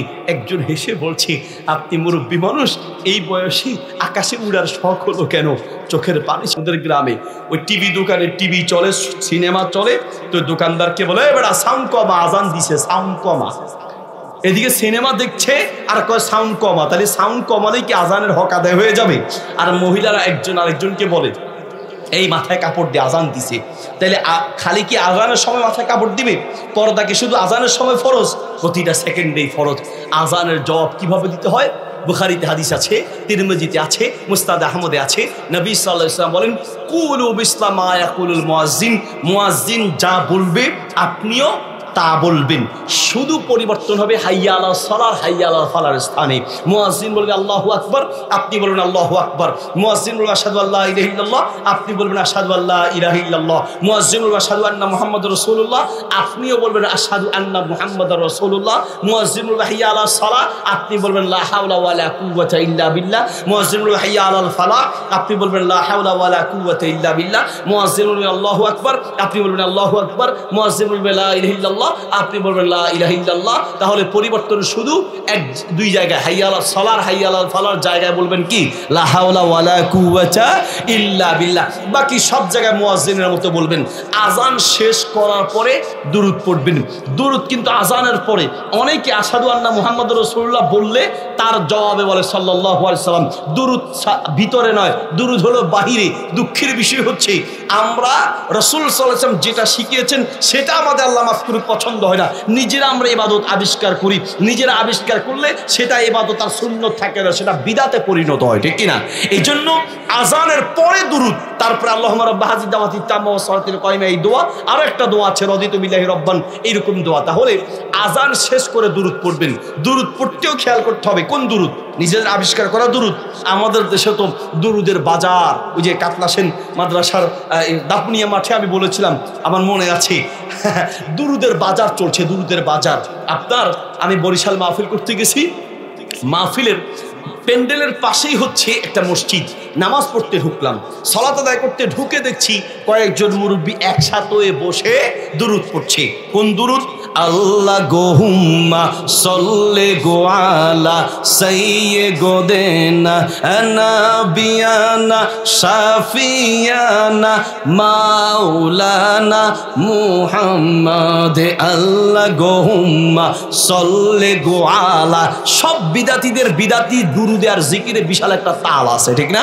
আপনারা যে যারা গাছ কাটে তাদের একটা তাল আছে, দেখবেন মারো টান হেইয়ো, আরো জোরে হেইয়ো, আছে না? এই আল্লাহর নবী রব্বি আদবের ছবি ছবিরে আনা কেউ বুড়ানা বুড়া কেরে জবাব দেরে জবাব চুরি হারাম কুরি। মানে ওদের যেমন একটা গাছ কাটার তাল আছে, কল বসানোর টিউবওয়েল বসানোর তাল আছে, আমাদের দেশের বিদাতিরা বিভিন্ন বিদাত বিভিন্ন জিকির আর দুরুদের মধ্যেও তাল সৃষ্টি করেছে। আমি মুরব্বীদেরকে গিয়ে বললাম, আপনারা কি পড়তে আসেন? যেইয়া পড়তে আসেন এইয়া দিয়ে কাম হবে না, হাদিসে যেইয়া আছে ওইয়া পড়েন, ওইয়া দিয়ে কাম হবে। আল্লাহ নবী যা শিখাইছেন ওইয়া পড়েন। এটা বরিশালের ভাষা, বুঝেন তো আপনারা? যে পড়তে আসেন এইয়া দিয়ে কাম হবে না। মুরব্বীরা আমার ধমক দেয়, কেনা তুমি কেনা? আমি চিন্তা করলাম, বাপরে বাপ, যে ধমক দিছে আমার পরিচয় দেওয়া দরকার, নাইলে বাঙালির মায়ের আল্লাহর গজব একটাও পিঠে পড়বে না। পরিচয় দেওয়া দরকার, কারণ আমারা দেখতে বক্তা দূরে থাক, বক্তার সাগরেদও মনে হয় না, ঠিক না?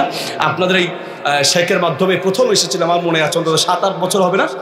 তখন স্বাস্থ্যমন্ত্রী ছিলাম, আরও স্বাস্থ্যমন্ত্রী, গালে ঠিক মতো দাঁড়িয়ে উঠে নাই, দাঁড়ায় দাঁড়ায় বক্তব্য দিতাম। 10 বছর আগে আমি মালদ্বীপ মাহফিল করতে গিয়েছিলাম। মালদ্বীপে প্লেন থেকে মাত্র এয়ারপোর্টে নামলাম, সবাই লাইন ধরেছে, আমিও সবার সাথে লাইন ধরলাম, বের হব, ইমিগ্রেশন কাউন্টারে যাব। তো আমাকে নেয়ার জন্য ওই দেশি কয়েকজন পুলিশ আসছেন, আমাকে একটু নিমন্ত্রণ জানিয়ে মানে আলাদা সম্মান দিয়ে নিয়ে যাবেন। একজন পুলিশ আরবি বলতে জানতেন, তিনি একটা হ্যান্ড মাইক হাতে নিয়ে আমাকে খুঁজতে লাগলেন। আইনাল খতিব মোহাম্মদ আলী, বক্তা মোহাম্মদ আলী কোথায়, বক্তা মোহাম্মদ আলী কোথায়? আমি হাত উঠিয়ে বললাম, ইন্নি মোহাম্মদ আলী, আমি মোহাম্মদ আলী, জিতু বিন বাংলাদেশ, আমি বাংলাদেশ থেকে এসেছি। আমার এই সেই পুলিশ ধমক দিয়ে, লাস্তা তুমি না বক্তা করতে আসিবে না, তুমি মোহাম্মদ আলীর কে খুঁজে? মানে সে চিন্তা করছে বাংলাদেশ থেকে বিদেশে, 10 বছর আগে তো আরো স্বাস্থ্যমন্ত্রী আছিলাম, তাই না? তো সে চিন্তা করছে বাংলাদেশ থেকে বিদেশে ওয়াজ করতে যাবে, ওয়াজ যাই করুক শরীরে কয়েক মন গোস্ত তো থাকবে। এ বক্তা না তক্তা, শরীরে 2 কেউর গোস্ত নাই, এটা বক্তা কেমনে হয়? ফরিদগঞ্জ মাহফিল করতে গেছিলাম আর 7-8 বছর আগে। তো 7-8 বছর আগে আপনার আমাদের দেশে একটা সিস্টেম আছে, স্লোগান দেয়, প্রধান বক্তার আগমন শুভেচ্ছার স্বাগতম। স্লোগান দিতে দিতে আমার প্রাইভেট কারের সামনে আসছে, আমি গ্লাসটা খুললাম, আমাকে এইসব জিজ্ঞেস করে, মিয়া প্রধান বক্তা কই? আমার শিখায় প্রধান বক্তা কই? শেখ যখন প্রথম আনে আমার মনে আছে, শেখের অনেকে জিজ্ঞেস করতো যে আজকে প্রধান বক্তা কই, অনেকে জিজ্ঞেস করতো। তার মানে দেখতে থাকতে মানানসই লাগবে, তাই না? যে শরীরে তো ঠিক মতো এক কাউর গুস্তও নাই। তো এই হলো অবস্থা। তো আমাকে বলতে, তুমি কেডা কেডা তুমি? আমি বললাম, আজগো আপনাকে মাহফিলের খান আছে? হ হুজুর, মাহফিল তো মুখের খান আছে। কমে এমনি ওই মাহফিলের প্রধান বক্তার নাম কি? হুজুর হেইডার নাম মোহাম্মদ আলী। আমি বললাম, মুই হেইডা। এ হুজুর আমনে হেইডা, হেলে আমনে একটা দুরুদ কন দিহি, যেটা ভালো হবে ওই দুরুদ আমনে শিখায় দেন হুজুর, হেলে মোরা ওইটা পড়বো। তা আমি বললাম, সবচেয়ে উত্তম দুরুদ হলো আমরা সালাতের মধ্যে যে দুরুদ পড়ি, দুরুদ ইব্রাহিম, আল্লাহুম্মা সাল্লি আলা মুহাম্মাদ ওয়া আলা আলি মুহাম্মাদ কামা সাল্লাইতা আলা ইব্রাহিম ওয়া আলা আলি ইব্রাহিম ইন্নাকা হামিদুম মাজিদ। মুরব্বিরা আমার কা, হুজুর আমনে যা দুরুদ কইতে আছেন এইয়া হুজুর টেস্ট লাগতে আসে না, এইয়া হুজুর মজা লাগতে আসে না। তাহলে মজা কোনটা? আল্লাহ গোহুম্মা সাল্লি গো আলা সাইয়্যিদিনা নাবিয়ানা শাফিয়া। হুজুর এইটা মজা আছে, এইটা মজা আছে। আমি বললাম, শোনেন, আপনার মজা দিয়ে আপনার বাপদাদার মজা ইসলাম চলে না, ইসলাম চলে আল্লাহ তার নবীর মজা দিয়া, ঠিক কিনা? ইসলাম কারো মজা দিয়ে চলে না। এবার হুজুর হেলে মগো বাপদাদারা কি ভুল আসছে? বাপদাদারা ভুল হচ্ছে কিনা? সমাজের রন্ধ্রে রন্ধ্রে শিরিক আর বিদাতগুলো চলে, বেশিরভাগ ক্ষেত্রে যুক্তি হলো বাপদাদারা। তা আমি বললাম, ঠিক আছে, বাপদাদারা ভুল করছে কিনা এই প্রশ্ন যেহেতু করেন, তাহলে আপনারা যখন মারা যাবেন, মারা গেলে কবর রাখার সময় বিসমিল্লাহি ওয়ালা মিল্লাতি বাপদাদা নাকি বিসমিল্লাহি ওয়ালা মিল্লাতি রাসূলিল্লাহ? আমরা কি বলবো? বিসমিল্লাহি ওয়ালা মিল্লাতি রাসূলিল্লাহ। যারা কথায় কথায় বাপদাদার যুক্তি দেখায় তাদেরকে কবর রাখার সময় তো বলা দরকার যে বিসমিল্লাহি ওয়ালা মিল্লাতি বাপদাদা, বাপদাদা। আবার কেউ কেউ সমাজের যুক্তি দেয়, সমাজ যেমনি তেমনি, তাহলে বিসমিল্লাহি ওয়ালা মিল্লাতি সমাজ যেমনি তেমনি। বিসমিল্লাহি ওয়ালা মিল্লাতি রাসূলিল্লাহ মানে তুমি দুনিয়াতে রাসূলুল্লাহর উম্মত হিসেবে ছিলা, ঠিক কিনা? জাযাকুমুল্লাহ খাইর। প্রিয় ভাইরা আমার, তাহলে মূল কথা হচ্ছে আজান শেষ করে আমরা দুরূদ পড়বো ইনশাআল্লাহ, ঠিক আছে? আজানের জবাব দিলে ফজিলত কত বেশি। মসজিদে আজান শুনে যত মুসল্লি নামাজ আদায় করতে যাবে, সমস্ত মুসল্লি রুকু সেজদা দিয়ে নামাজ পড়ে যেই পরিমাণ সওয়াব পাবে, মুয়াজ্জিন আজান দিয়ে আর আপনি আজানের জবাব দিয়ে আপনিও সেই পরিমাণ সওয়াব পাবেন। কি বিশাল এক ফজিলত! তাহলে আমলটা করবো রাজি আছি ইনশাআল্লাহ। 3 নাম্বার ছোট্ট আমল, ফজিলত অনেক বেশি। ওযু করার পরে কালেমায়ে শাহাদাত পড়া। নবী সাল্লাল্লাহু আলাইহি ওয়াসাল্লাম বলেন, যে ব্যক্তি ওযু করার পরে কালেমায়ে শাহাদাত পড়বে তার জন্য জান্নাতের 8টি দরজা খুলে দেওয়া হবে, যেই কোনো দরজা দিয়ে ইচ্ছে জান্নাতের মেহমান হতে পারবে। 4 নাম্বার আমল হচ্ছে ওযু করার পরে যারাকে তাহিয়াতুল ওযুর সালাত পড়ে, তাহিয়াতুল ওযুর নামাজ অনেকে হয়তো জীবনে একবারও পড়ি নাই।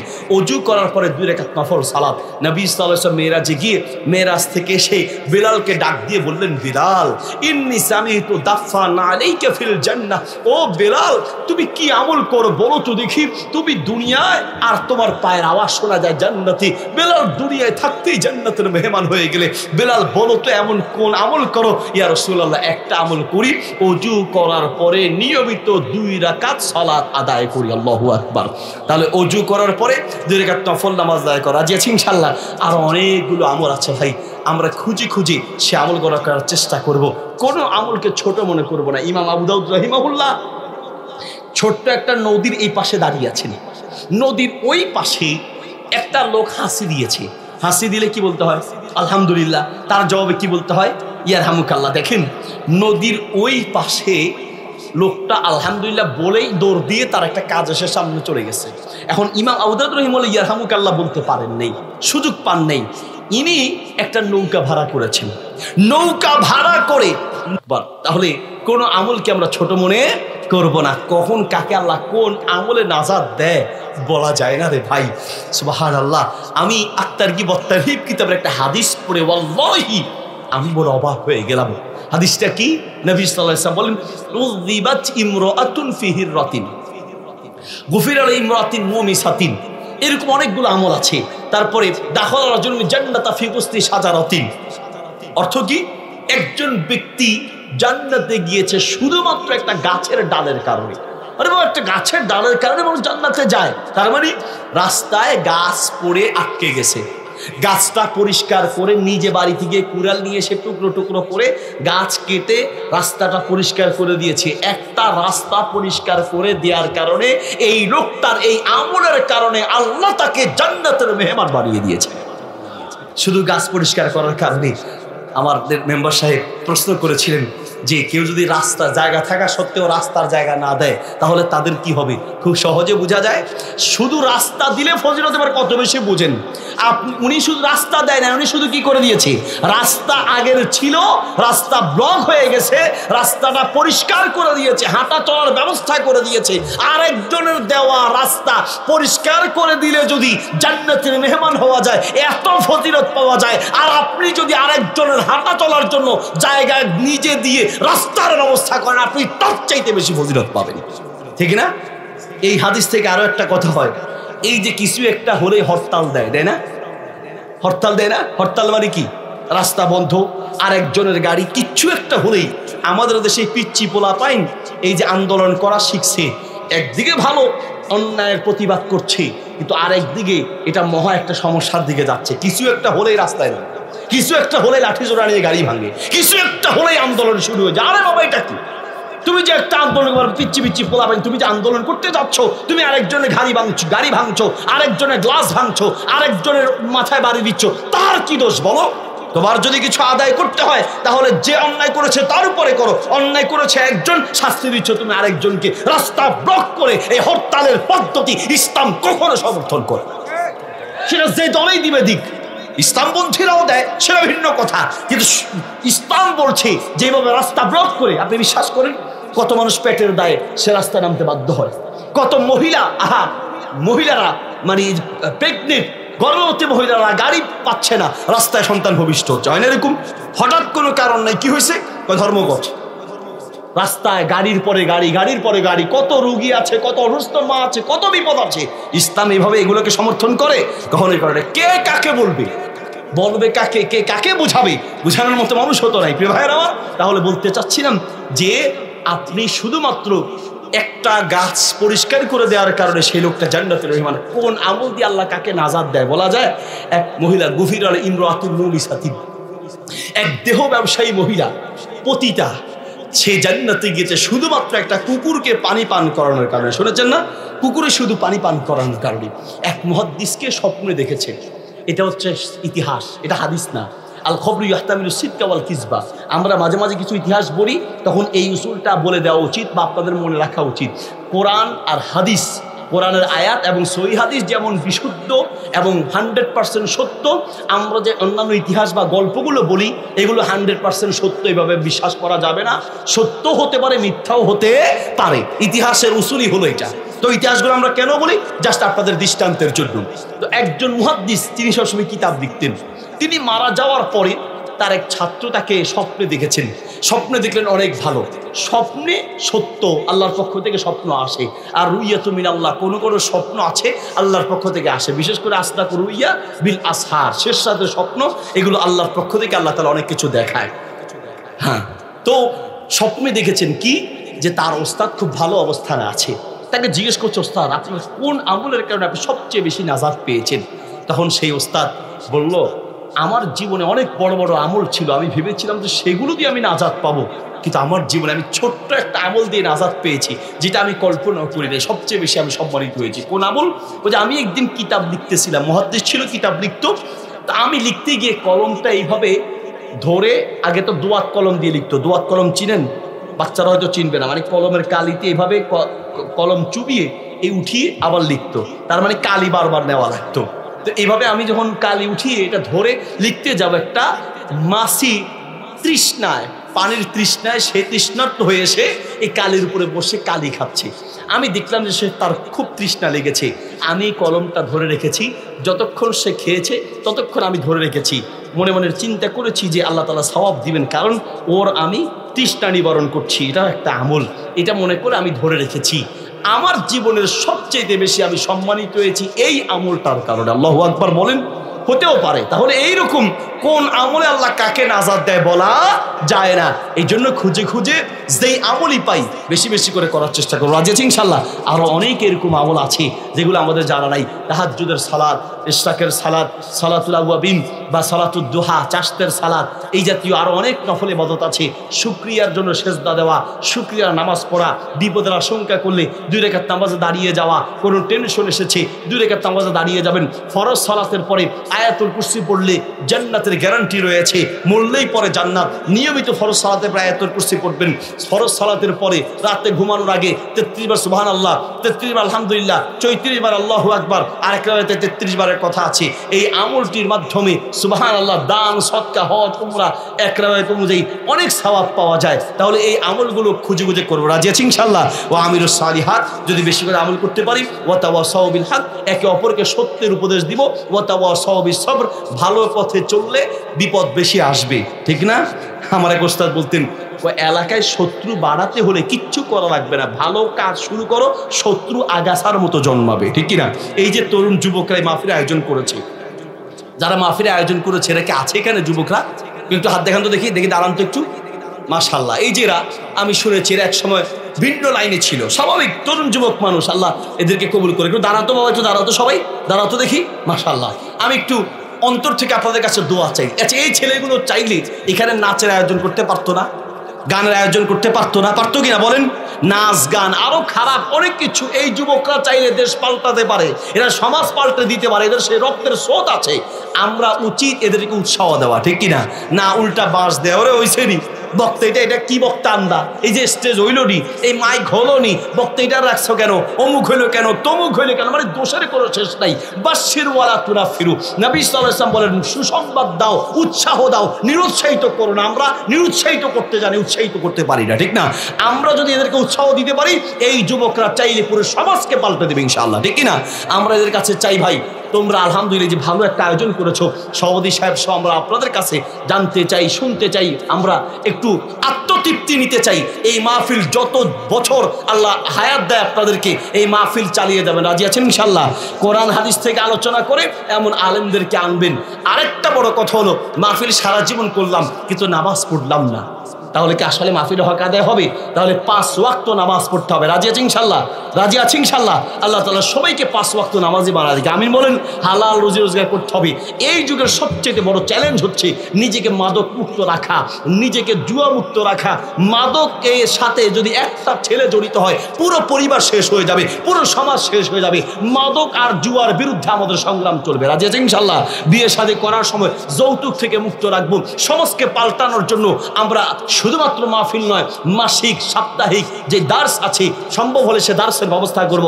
আপনাদের এলাকায় বাহিরে আলেম না হলেও চলে, যোগ্য আলেমরা আছে, আমাদের সভাপতি সাহেব আছেন, গিয়ে তাদের কাছে ওনার কাছে পরামর্শ করবো, ওস্তাদ মাহফিল করেছি, পরবর্তী আমাদের কি কি কাজ করলে সমাজটা সুন্দর হবে, এইরকম কিছু ধারাবাহিক কাজ করবেন। রাজি আছেন ইনশাল্লাহ?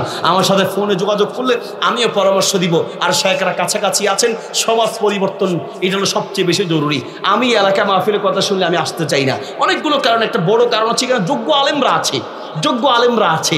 এই বাইরে না হলেও চলে, কিন্তু আলহামদুলিল্লাহ বাইরে আমরা আসতে পারি, অসুবিধা নেই, বছরে একদিন। কিন্তু বছরে একদিন কিন্তু আর হবে না, আমরা একটু চার্জ দিয়ে গেলাম, এবার আপনাদেরকে কাজ চালায় যেতে হবে। আল্লাহ তাআলা তৌফিক দান করুক, আমিন বলেন। বসেন বসেন, মাশাআল্লাহ, বারাকাল্লাহু ফিকুম। রে ভাইয়ের আমার, তো যাই হোক, আসেন আমরা আমাদের এই সমাজকে একটু বদলে দেওয়ার জন্য একটা আরবি প্রবাদ আছে, আসলিহিল মিসবাহ বদলা আনতা সুব্বা জলাম। অন্ধকারকে গালি না দিয়ে আলো জ্বালিয়ে দাও, বদলা নিও না, বদলে দাও। ঠিক কিনা? আমরা বদলা নিব না, বদলে দিব ইনশাআল্লাহ। সমাজকে বদলে দেওয়ার জন্য আল্লাহ তাআলা আমাদেরকে কিছু কার্যক্রম হাতে নেওয়ার তৌফিক দান করুক, আমিন বলেন। জাযাকুমুল্লাহ খাইর। কয়েকটা প্রশ্নের উত্তর দিই না, রাত বেশি হয়ে গেছে, বলবো? আচ্ছা, মাশাআল্লাহ। আমার আগে একটু ধারণা ছিল যে আপনারা এই যে কমায় আসলে সুবিধা হলো, এই সাইকেলে বলতেছি আর কি, সুবিধা হলো এই যে এখন দেখুন একটা লোকও উঠতেছে না। কিন্তু আপনাদের এলাকায় যেহেতু অনেক মাহফিল, অনেক বড় শাইখদেরকে পান, এই জন্য কোনো শাইখ ডোন্ট কেয়ার। কোনো শাইখের মানে আলোচনা করলে একটা উঠে বসে, এদিক যায় সেদিক যায়। এই জন্য যত কম আসবো তত গুরুত্ব বেশি থাকবে। আপনি দিনের কথা যদি গুরুত্ব সহকারে না শুনেন, ইসলামে নিষেধ আছে এরকম কথা বলা। আমি বলেই গেলাম, আপনি শুনলেন না। এখন কি আপনাদের আরেকটু কথা শোনার ইচ্ছা আছে? আছে তো ইনশাল্লাহ? কার কার ইচ্ছা নাই দুই হাত তুলে দেখান। মাশাআল্লাহ, চালাক আছে। আচ্ছা, জাযাকুমুল্লাহ খাইর। মোহতারাম, 1 নম্বর প্রশ্ন। আসসালামু আলাইকুম। ওয়ালাইকুম আসসালাম। একজন মহিলা নিজের অজান্তেই স্বামীর ঘর থেকে ভোরবেলা বের হয়ে গেছে, এখন সে ভুল স্বীকার করেছে, সেক্ষেত্রে স্বামী স্ত্রীর করণীয় কি? অজান্তে ঘর থেকে আবার কেমনে বের হয়?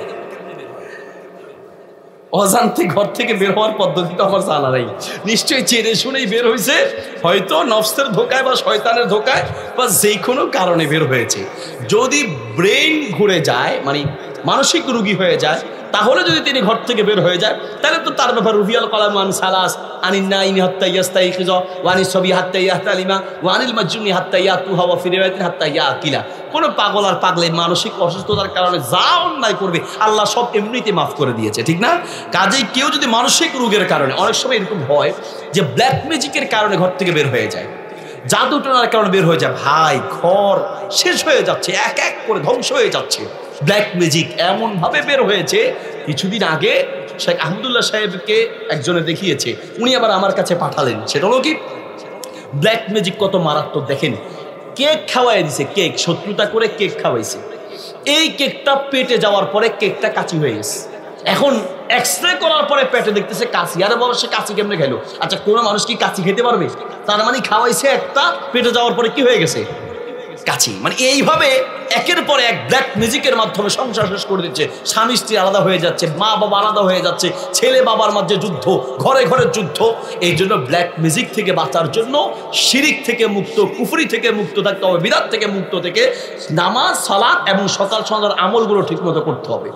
আমরা অনেকে বলি যে হুজুর আমল তো করে কাজ হয় না। তো আপনি শিরকের সাথে জড়িত থাকলে কোনো রাকি যতই কোরআন দিয়া ঝাড়ুক আপনার কাজ হবে না। আপনাকে প্রথমে বিশুদ্ধ তাওহীদ ঈমান লাগবে, এরপরে সকাল সন্ধ্যার আমল ঠিকমতো থাকলে আর ঘরে তেলাওয়াত চালু করবেন। তেলাওয়াত ঘরে ঠিকমতো তেলাওয়াত থাকলে ইনশাআল্লাহ কোনো ব্ল্যাক ম্যাজিক কোনো ক্ষতি করতে পারবে না, জিন ভূত করে ক্ষতি করতে পারবে না। বিশেষ করে সূরা বাকারা মাঝে মাঝে ঘরে চালু করে দিবেন, নিজেরা তেলাওয়াত করবেন। মোবাইলে তেলাওয়াত না দিয়ে সম্ভব হলে নিজেরা তেলাওয়াত করবেন, মুখের তেলাওয়াতের পাওয়ার বেশি। কথা কি বুঝতে পেরেছেন? আর যদি নিজে তেলাওয়াত করতে না পারেন, কাউকে এনে মাঝে মাঝে সূরা বাকারা তেলাওয়াত করাবেন, অথবা অন্যথায় মোবাইলে চালাতে পারেন, কিন্তু মুখে তেলাওয়াতের ফজিলত এবং পাওয়ার একটু বেশি হয়। রাতে ঘুমানোর আগে সূরা ইখলাস, ফালাক, নাস পড়ে ঘুমাবেন, আয়াতুল কুরসি পড়ে ঘুমাবেন। নবী সাল্লাল্লাহু আলাইহি ওয়াসাল্লাম বলেছেন, ওযু করে আয়াতুল কুরসি পড়ে ঘুমালে সারা রাত আপনাকে ফেরেশতা পাহারা দিবে। যদি ব্ল্যাক ম্যাজিক বা এই জাতীয় কোনো কারণে কোনো স্ত্রী ঘর থেকে বের হয়ে যায়, তাহলে তো আল্লাহ মাফ করে দিবেন। আর যদি কোনো অসৎ উদ্দেশ্যে বের হয়ে থাকে, তাহলে স্বামীর উচিত হচ্ছে, যদি আপনি আল্লাহর ওয়াস্তে তাকে ক্ষমা করে দেন, তাহলে কিয়ামতের মাঠে আল্লাহ তাআলাও আপনাকে ক্ষমা করে দিবেন ইনশাআল্লাহ। আল্লাহ তাআলা আপনাকে ক্ষমা করে দিবেন। আল্লাহর ক্ষমা পাওয়ার আশায় আপনি যদি সে কোনো অন্যায় করে থাকে, কোনো ভুল করে থাকে, এটাকে ক্ষমা করে দিয়ে আপনি গ্রহণ করতে পারেন। শর্ত হচ্ছে, তাকে শর্ত দিয়ে দিবেন যেন আবার কোনো কারণে সে ওই পথে যেন না যায়, এবং সে তওবা করে যদি ফিরে আসে, আল্লাহ মাফ করতে পারলে আপনি তো মাফ করতে পারেন, আর আপনি মাফ করলে আল্লাহ তাআলা আপনাকে মাফ করে দিবেন ইনশাআল্লাহ তাআলা। ফরজ গোসলের নিয়ম কি? ফরজ গোসলের জন্য সর্বপ্রথম অজু করতে হয়। আমরা অনেকেই গোসলের পরে অজু করি, আগেরটা পরে, পরেরটা আগে। গোসলের পরে অজু নয়, অজু হচ্ছে গোসলের আগে। যে কোনো গোসল, ফরজ গোসল ছাড়াও যে কোনো গোসল, বিশেষ করে ফরজ গোসলের ক্ষেত্রে অবশ্যই কুলি এবং নাকে পানি দিতে হয়। তো আপনি যখন অজু করবেন, তখন আপনার কুলি করা, নাকে পানি দেওয়া তো এমনি হয়ে যাবে। নামাজের জন্য যেভাবে অজু করি, ওইভাবে অজু করে তারপরে মাথা থেকে শুরু করে পায়ের তলা পর্যন্ত পুরো শরীর পানি দিয়ে ভালো করে ধুয়ে ফেলবো। গোসল শেষ করে পা দুইটা আবার ধুয়ে ফেলবো, ইনশাল্লাহ ফরজ গোসল আদায় হয়ে যাবে। মূল কথা হচ্ছে, ফরজ গোসলের আগে অজু করে নেবেন, এরপরে ফরজ গোসলের পরে আবার অজু করার কোনো দরকার নেই, গোসলের আগে অজু করে নেবেন। এরপর প্রশ্ন হচ্ছে, আমার মৃত বাবার জন্য আমি কি কি কাজ করতে পারি আমার বাবা কবরে ভালো থাকার, যাতে করে আমার বাবা কবরে ভালো থাকে এবং জান্নাতবাসী হয়? আপনার বাবা জান্নাতবাসী হবে কিনা, সেটার জন্য শর্ত হচ্ছে আপনার বাবার ঈমান থাকতে হবে। আপনার বাবার ঈমান থাকতে হবে। যদি বাবার ঈমান থাকে, তাহলে ইনশাআল্লাহ তাআলা আপনি তার পাশাপাশি আপনি সদকা জারিয়ার ব্যবস্থা করতে পারেন। এক নম্বর, আপনি দোয়া করবেন, রব্বির হামহুমা কামা রব্বায়ানি সাগীরা, অথবা আল্লাহুম্মা ফির লাহু ওয়ারহামহু। এই জাতীয় যে সকল দোয়া আছে ক্ষমার জন্য, আপনি দোয়া করবেন। অথবা বাংলায়ও দোয়া করতে পারেন, আল্লাহ তাকে আপনি ক্ষমা করে দেন, জান্নাতবাসী বানিয়ে দেন, দোয়া করবেন। দুই নম্বর হচ্ছে, আপনি বেশি নেকামল করবেন। আপনারা সন্তানরা নেকামল করলে বাবা এমনিতেই সওয়াব পাবে, মা মারা গেলে তারা সওয়াব এমনিতেই পাবে, আপনি পৌঁছানোর জন্য বলা লাগবে না। তিন নম্বর হচ্ছে, মা বাবার যদি কোনো পাওনা থেকে যায়, সেই পাওনার টাকা পরিশোধ করতে হবে। আমাদের দেশে তো একটা চালাকি চলে। চালাকি কি? আমরা যার তার জানাজা পড়াই। নবী সাল্লাল্লাহু আলাইহি ওয়াসাল্লাম যার তার জানাজা পড়াতেন না। তিনি জানাজার খাট সামনে আসলে আগে জিজ্ঞেস করতেন, আলাইহি দাইনুন, এই লোকটার কাছে কেউ কোনো টাকা পয়সা পাবে কিনা। যদি বলতো নাম আলাইহি দাইনুন, হ্যাঁ অমুক অমুকে টাকা পাবে, নবী সাল্লাল্লাহু আলাইহি ওয়াসাল্লাম বলতেন, সল্লু আলা আখিকুম লা উসাল্লি, তোমরা জানাজা পড়াও, আমি নবী জানাজা পড়াবো না। তাহলে কোনো মানুষ মারা গেলে আগে তার ঋণ পরিশোধের ব্যবস্থা করতে হবে। আমরা যেটা করি, চাপাবাজি। ভাই এসে বলে, ছেলে এসে বলে, আমার বাবা অনেক টাকা রেখে গেছেন, আপনারা কেউ পাওনাদার থাকলে আমাদের সাথে যোগাযোগ করবেন, আমরা পরিশোধ করে দিব। ভাই বলে, আমরা পরিশোধ করব। এই দাফন হওয়ার পরে পাওনাদার যাইতে যাইতে জুতা 2 জোড়া শেষ, এখনো 1 টাকা ফেরত পায় নাই। হয় না এরকম? মেম্বারসা বলেন, হয় কিনা? তাহলে এই জন্য ইসলাম বলে, তার দাফনের আগেই তার পাওনা পরিশোধের ব্যবস্থা করতে হবে। সম্পদ বন্টন পরে, আগে তার ঋণ পরিশোধের ব্যবস্থা করতে হবে। নবী সাল্লাল্লাহু আলাইহি ওয়াসাল্লাম বলেন, কুতিলা সুম্মা ওহিয়া, কুতিলা সুম্মা ওহিয়া, কুতিলা সুম্মা ওহিয়া। একজন ব্যক্তি 3 বার জীবিত হয়ে 3 বারও যদি শহীদ হয়, তার সব অপরাধ ক্ষমা হবে, মানুষের 1 পয়সা পাওনা ক্ষমা হবে না। এই জন্য আমাদেরকে যেটা করতে হবে তা হচ্ছে, মানুষের যে পাওনা আছে সেই পাওনাগুলো পরিশোধ করতে হবে। আল্লাহ তাআলা আমাদের সবাইকে তৌফিক দান করুন। মা বাবার পক্ষ থেকে মা বাবার যে পাওনাদার আছে, পাওনাগুলো পরিশোধ করব। আর সর্বশেষ হচ্ছে, মা বাবার জন্য সদকায়ে জারিয়ার ব্যবস্থা করব। সদকায়ে জারিয়া কি?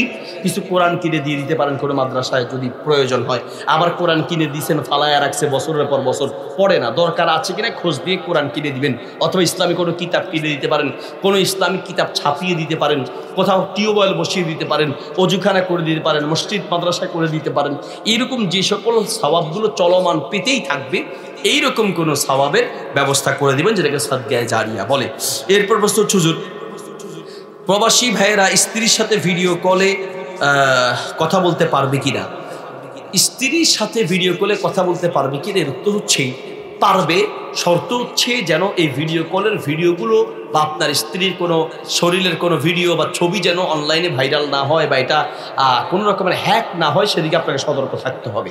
2 নম্বর শর্ত হচ্ছে আপনার স্ত্রীকে আপনি যদি ভিডিও কলের মাধ্যমে তার শরীরের গঠন ইত্যাদি দেখেন, এরপরে আপনি নিজেকে নিয়ন্ত্রণ রাখতে পারবেন কিনা। আপনি এখানে দেখে যদি আপনি উত্তেজিত হয়ে আপনি ভিন্ন খারাপ পথে চলে যাওয়ার সম্ভাবনা থাকে, তাইলে না দেখাটাই ভালো হবে। যদি আপনি নিজেকে নিয়ন্ত্রণ করেন এবং যদি এই ভিডিও অন্যদিকে যাওয়ার সম্ভাবনা না থাকে, আপনি শিওর হন, সিকিউরিটি থাকে, তাহলে আপনি ভিডিও কলে আপনার স্ত্রীকে দেখা জায়েজ আছে, অসুবিধা নেই।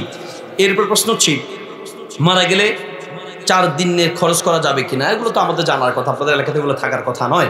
সেটা হচ্ছে 4 দিন না 40, এগুলো ইসলাম কখনোই সমর্থন করে না। মৃত ব্যক্তিকে কেন্দ্র করে কোনো খাবার অনুষ্ঠান ইসলাম সমর্থন করে না। সবসময় প্রস্রাব ঝরলে আমি নামাজ পড়বো কিভাবে? যদি প্রস্রাব ঝরে, যেটাকে সুলাসুল বাউল বলে, প্রস্রাব ঝরা রোগ, এই ব্যক্তিরা নামাজ পড়ার নিয়ম হচ্ছে 1 ওয়াক্তের অজু দিয়ে ওই ওয়াক্তের সব নামাজ পড়বে। অর্থাৎ আপনি যেই ওয়াক্তের জন্য অজু করছেন ওই ওয়াক্তের যত রাকাত নামাজ আছে সব পড়বেন। প্রস্রাব এখানে ঝরলে অসুবিধা নেই। মহিলাদের অনেক সময় সাদা সাপ ঝরে, পুরুষদের প্রস্রাব ঝরে, বা প্রস্রাবের রাস্তা দিয়ে অন্য কিছু ঝরে, বা শরীরের অন্য কোনো জায়গা থেকে রক্ত, পানি বা ইত্যাদি যদি ঝরে, তাহলে একই মাসালা, আপনি 1 ওয়াক্তের অজু দিয়ে ওই ওয়াক্তের সব নামাজ পড়বেন। আরেক ওয়াক্তের নামাজ পড়তে হলে আবার নতুন করে অজু করে ওই ওয়াক্তের সালাতগুলো আদায় করবেন। এর ভিতরে প্রস্রাব ঝরুক, যাই ঝরুক, অসুবিধা নেই। হারাম রিলেশন থেকে কিভাবে ফিরে আসবো? হারাম রিলেশন থেকে ফিরে আসার জন্য হচ্ছে যতদূর সম্ভব মোবাইল থেকে বিরত থাকবেন। মোবাইল বন্ধ রাখলে এমনিই বন্ধ হয়ে যাবে। আল্লাহ মাফ করুক, আগের কালের মুরব্বীরা রিলেশন করতে চাইলেও সম্ভব হইতো না। চিঠি কারো দিয়ে কারে পাঠাবে, চিঠি লেখা এক বিপদ, রাখা আরেক বিপদ, কাউকে দেয়া আরেক বিপদ, এটা নিয়ে পৌঁছানো আরেক বিপদ ছিল, ঠিক না? এই জন্য তখন রিলেশন করাটা খুব টাফ ছিল।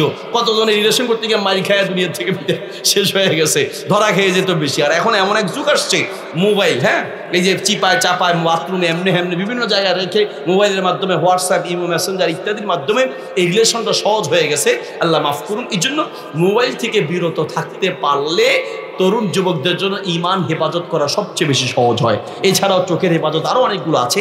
হারাম রিলেশন থেকে বাঁচার জন্য এই কাজটা করবেন। আরও সহজ উপায় হচ্ছে, হারাম রিলেশন থেকে বাঁচার জন্য সম্ভব হলে বিয়ে করে নেবেন। বিয়ে করে নেওয়া সবচেয়ে বর্তমান যুগের জিনা ব্যভিচার থেকে বাঁচার সবচেয়ে বড় মাধ্যম। অজু করার সঠিক পদ্ধতি কি, এটা বলতে হলে একটা ওয়াজ লাগবে। অজু করার সঠিক পদ্ধতি শেখার জন্য আলেমদের কাছে যাবেন, সভাপতি সাহেবের কাছে যাবেন। হুজুর আমি কিভাবে, শেখ আমি কিভাবে অজু করবো আমাকে একটু দেখায় দেন। প্র্যাকটিক্যালি নিজে অজু করবেন, শেখ দেখবে, অথবা শেখ অজু করার সময় আপনি তাকে থেকে দেখবেন। প্র্যাকটিক্যাল দেখলে অজু সঠিকভাবে আপনি শিখতে পারবেন ইনশাল্লাহ। অমুসলিম ব্যক্তির সালামের জবাব কিভাবে দিব? অমুসলিম ব্যক্তির সালামের কোনো জবাব দেওয়া যাবে না। উনি আপনাকে যাই বলবেন যে আমার স্যার, আমার অফিসার, তিনি তো অমুসলিম। এখন তার সাথে যদি আমি কোনো অভিবাদন না জানাই, মাসালার জবাব দেওয়ার সময় যদি তালাক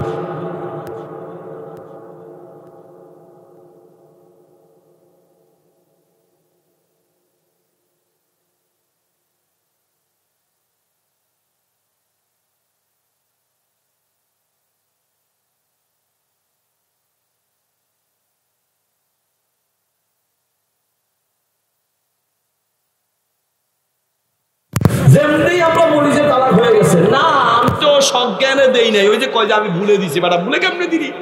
তুই ভুলে দিলে তালাক কেমনে বের হয়, ঠিক না? হ্যাঁ, না না আমার তো এরকম খেয়াল ছিল না, ওই রকম খেয়াল ছিল না, এই ছিল না, সেই ছিল না, মানে এমন এমন প্যাঁচ খেলে যেন মুফতি সাহেব ফতোয়া দেয় তালাক হয় নাই।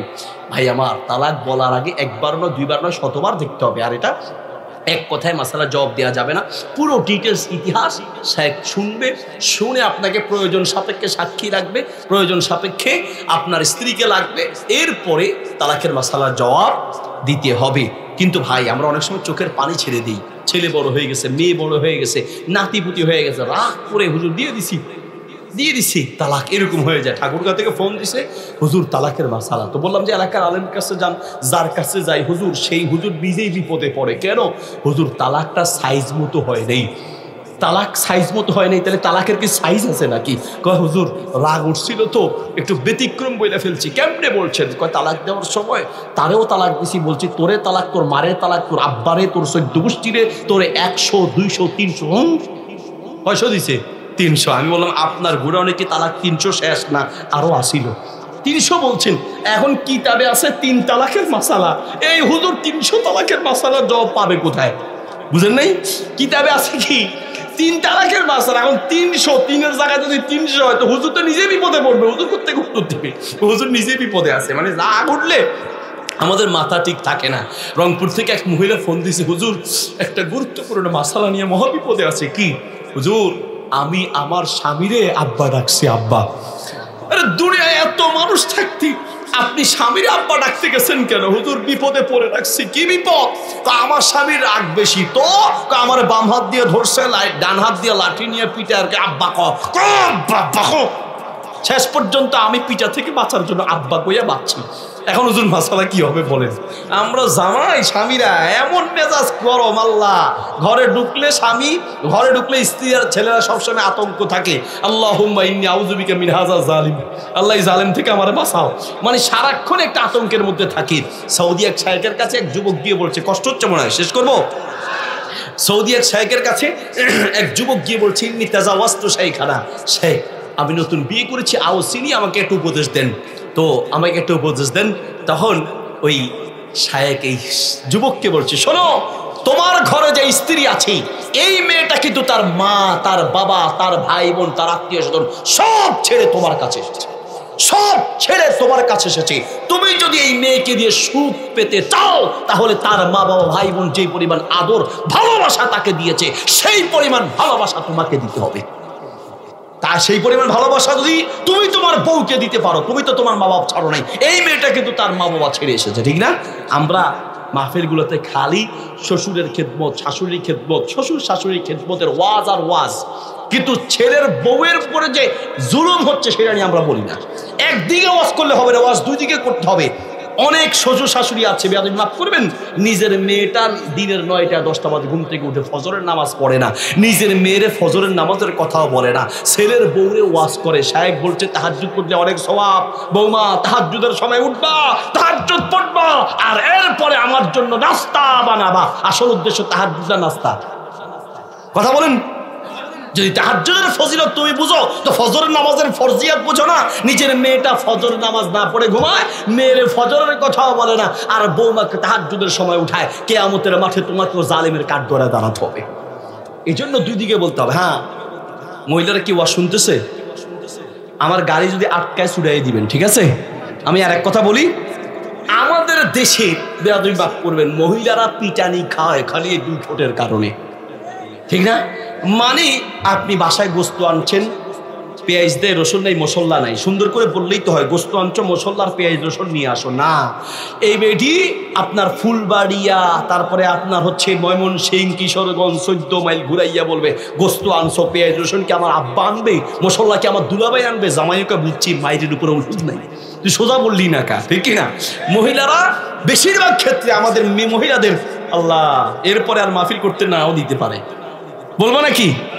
আচ্ছা, আমাদের দেশের মহিলাদের সবচেয়ে বড় সমস্যা হলো 2 ঠোঁটের সমস্যা। সবচেয়ে বেশি এই 2 ঠোঁট, মানে কথা বলার সময় স্বামীর সাথে কথা বলে নাকি চাকরের সাথে কথা বলে বোঝা যায় না। বোন, আপনার স্বামীর ব্যাপারে নবী সাল্লাল্লাহু আলাইহি ওয়াসাল্লাম যা বলেছেন সুবহানাল্লাহ, অধিকাংশ তালাকের সবচেয়ে বড় কারণ হলো দিয়া দে, দিলে কি হবে?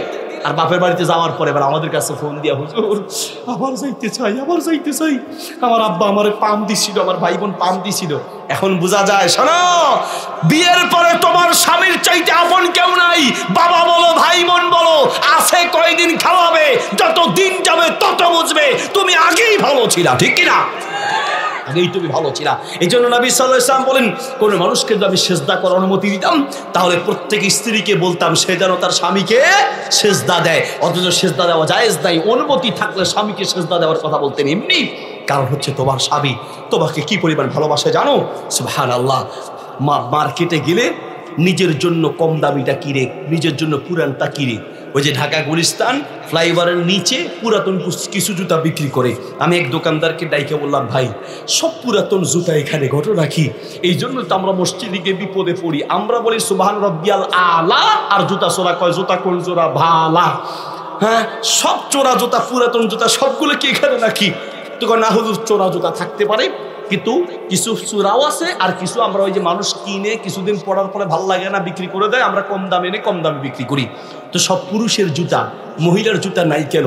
হুজুর মহিলার পুরান জুতা আমরা পাই, কিন্তু আমরা কিনি না কেন?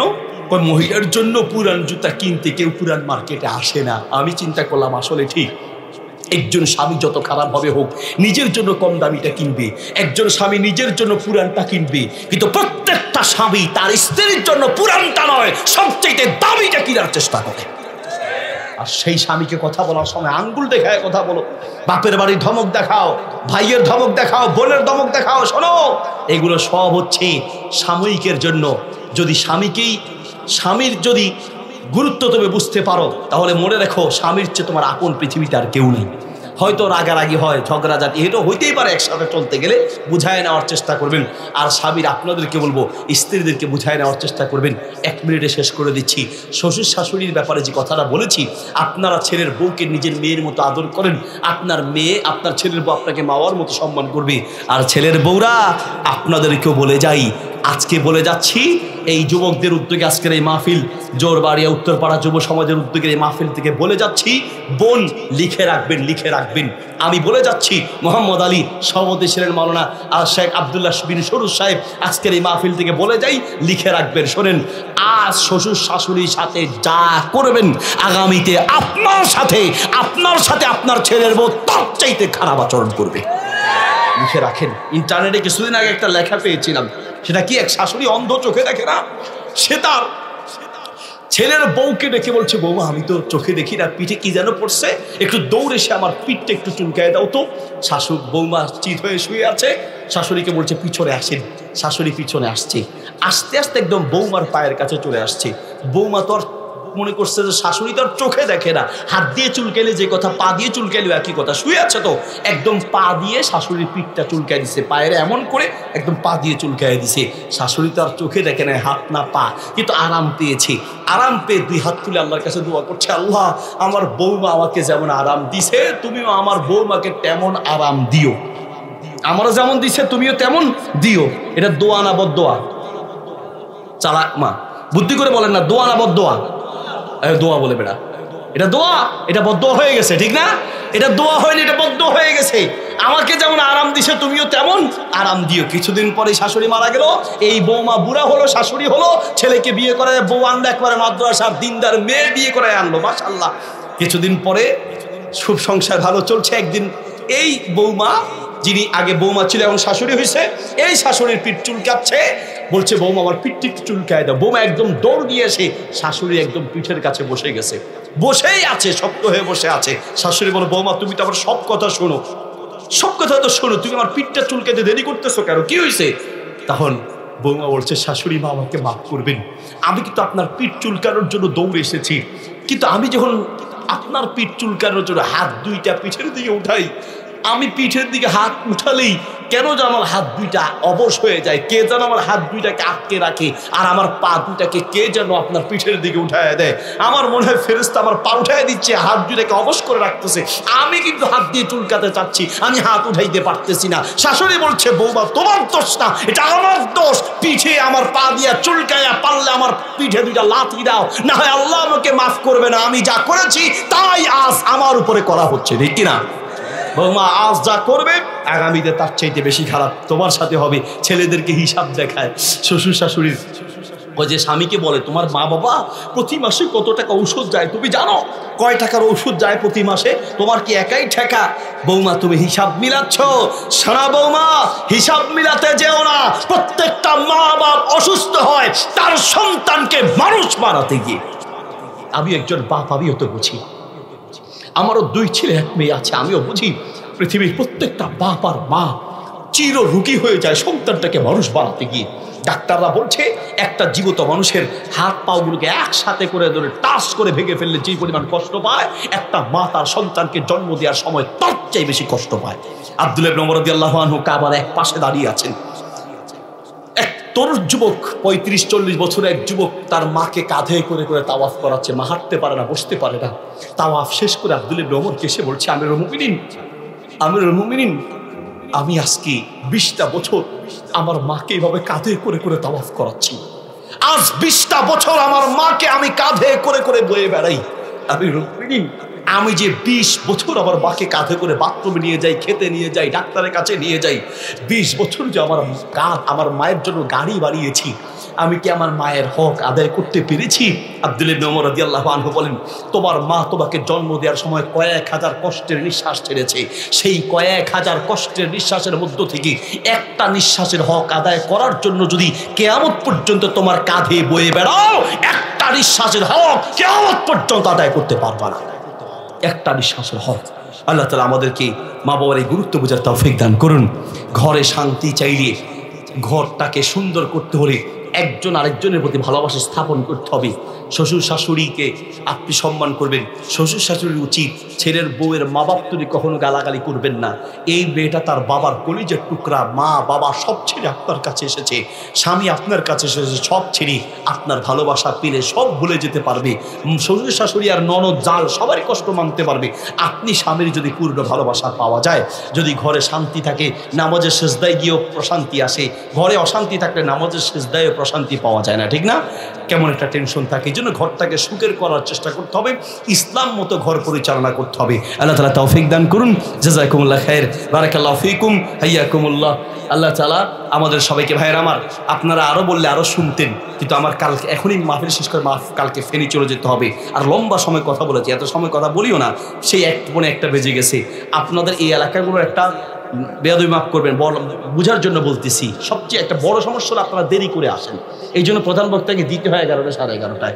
আল্লাহর ওয়াস্তেই সব হাদিস আলহামদুলিল্লাহ আপনারা অনুসরণ করেন, সুন্নত মানেন, কিন্তু দেরি করে আসার এই বদ অভ্যাসটা চেঞ্জ করেন, তাহলে ভালো আলমরা আসবে। বিশ্বাস করেন, আমরা গেলে খুব কষ্ট হয়ে যায় এত রাতে কথা বলা। এই যে শাইখের কালকে কাজ আছে, আমার কত প্রোগ্রাম আছে, কিন্তু এত রাত পর্যন্ত বসে থাকা এটা ঠিক না। আগে আগে আসবেন, যত মাহফিল হয় তাড়াতাড়ি আসবেন। রাজি আছেন ইনশাআল্লাহ? আল্লাহ তাআলা তৌফিক দান করুন, এই মাহফিলকে আল্লাহ কবুল করুন। যারা টাকা পয়সা অর্থ সম্পদ দিয়ে সহযোগিতা করেছেন, সকলের দানকে আল্লাহ কবুল মঞ্জুর করুন। প্রত্যেক যারা জীবিত আছে আল্লাহ নেক হায়াত বাড়িয়ে দিন, যারা কবরবাসী হয়েছে কবরটাকে জান্নাতের বাগান বানিয়ে দিন, আমাদের দেশকে আল্লাহ শান্তিতে পরিপূর্ণ করে দিন। বারাকাল্লাহু ফিকুম, জাযাকুমুল্লাহ খাইর। সুবহানাকাল্লাহুম্মা ওয়া বিহামদিক, আশহাদু আল্লা ইলাহা ইল্লা আনতা, আস্তাগফিরুকা ওয়া আতুবু ইলাইক। ওয়াসসালামু আলাইকুম ওয়া রাহমাতুল্লাহি ওয়া বারাকাতুহু।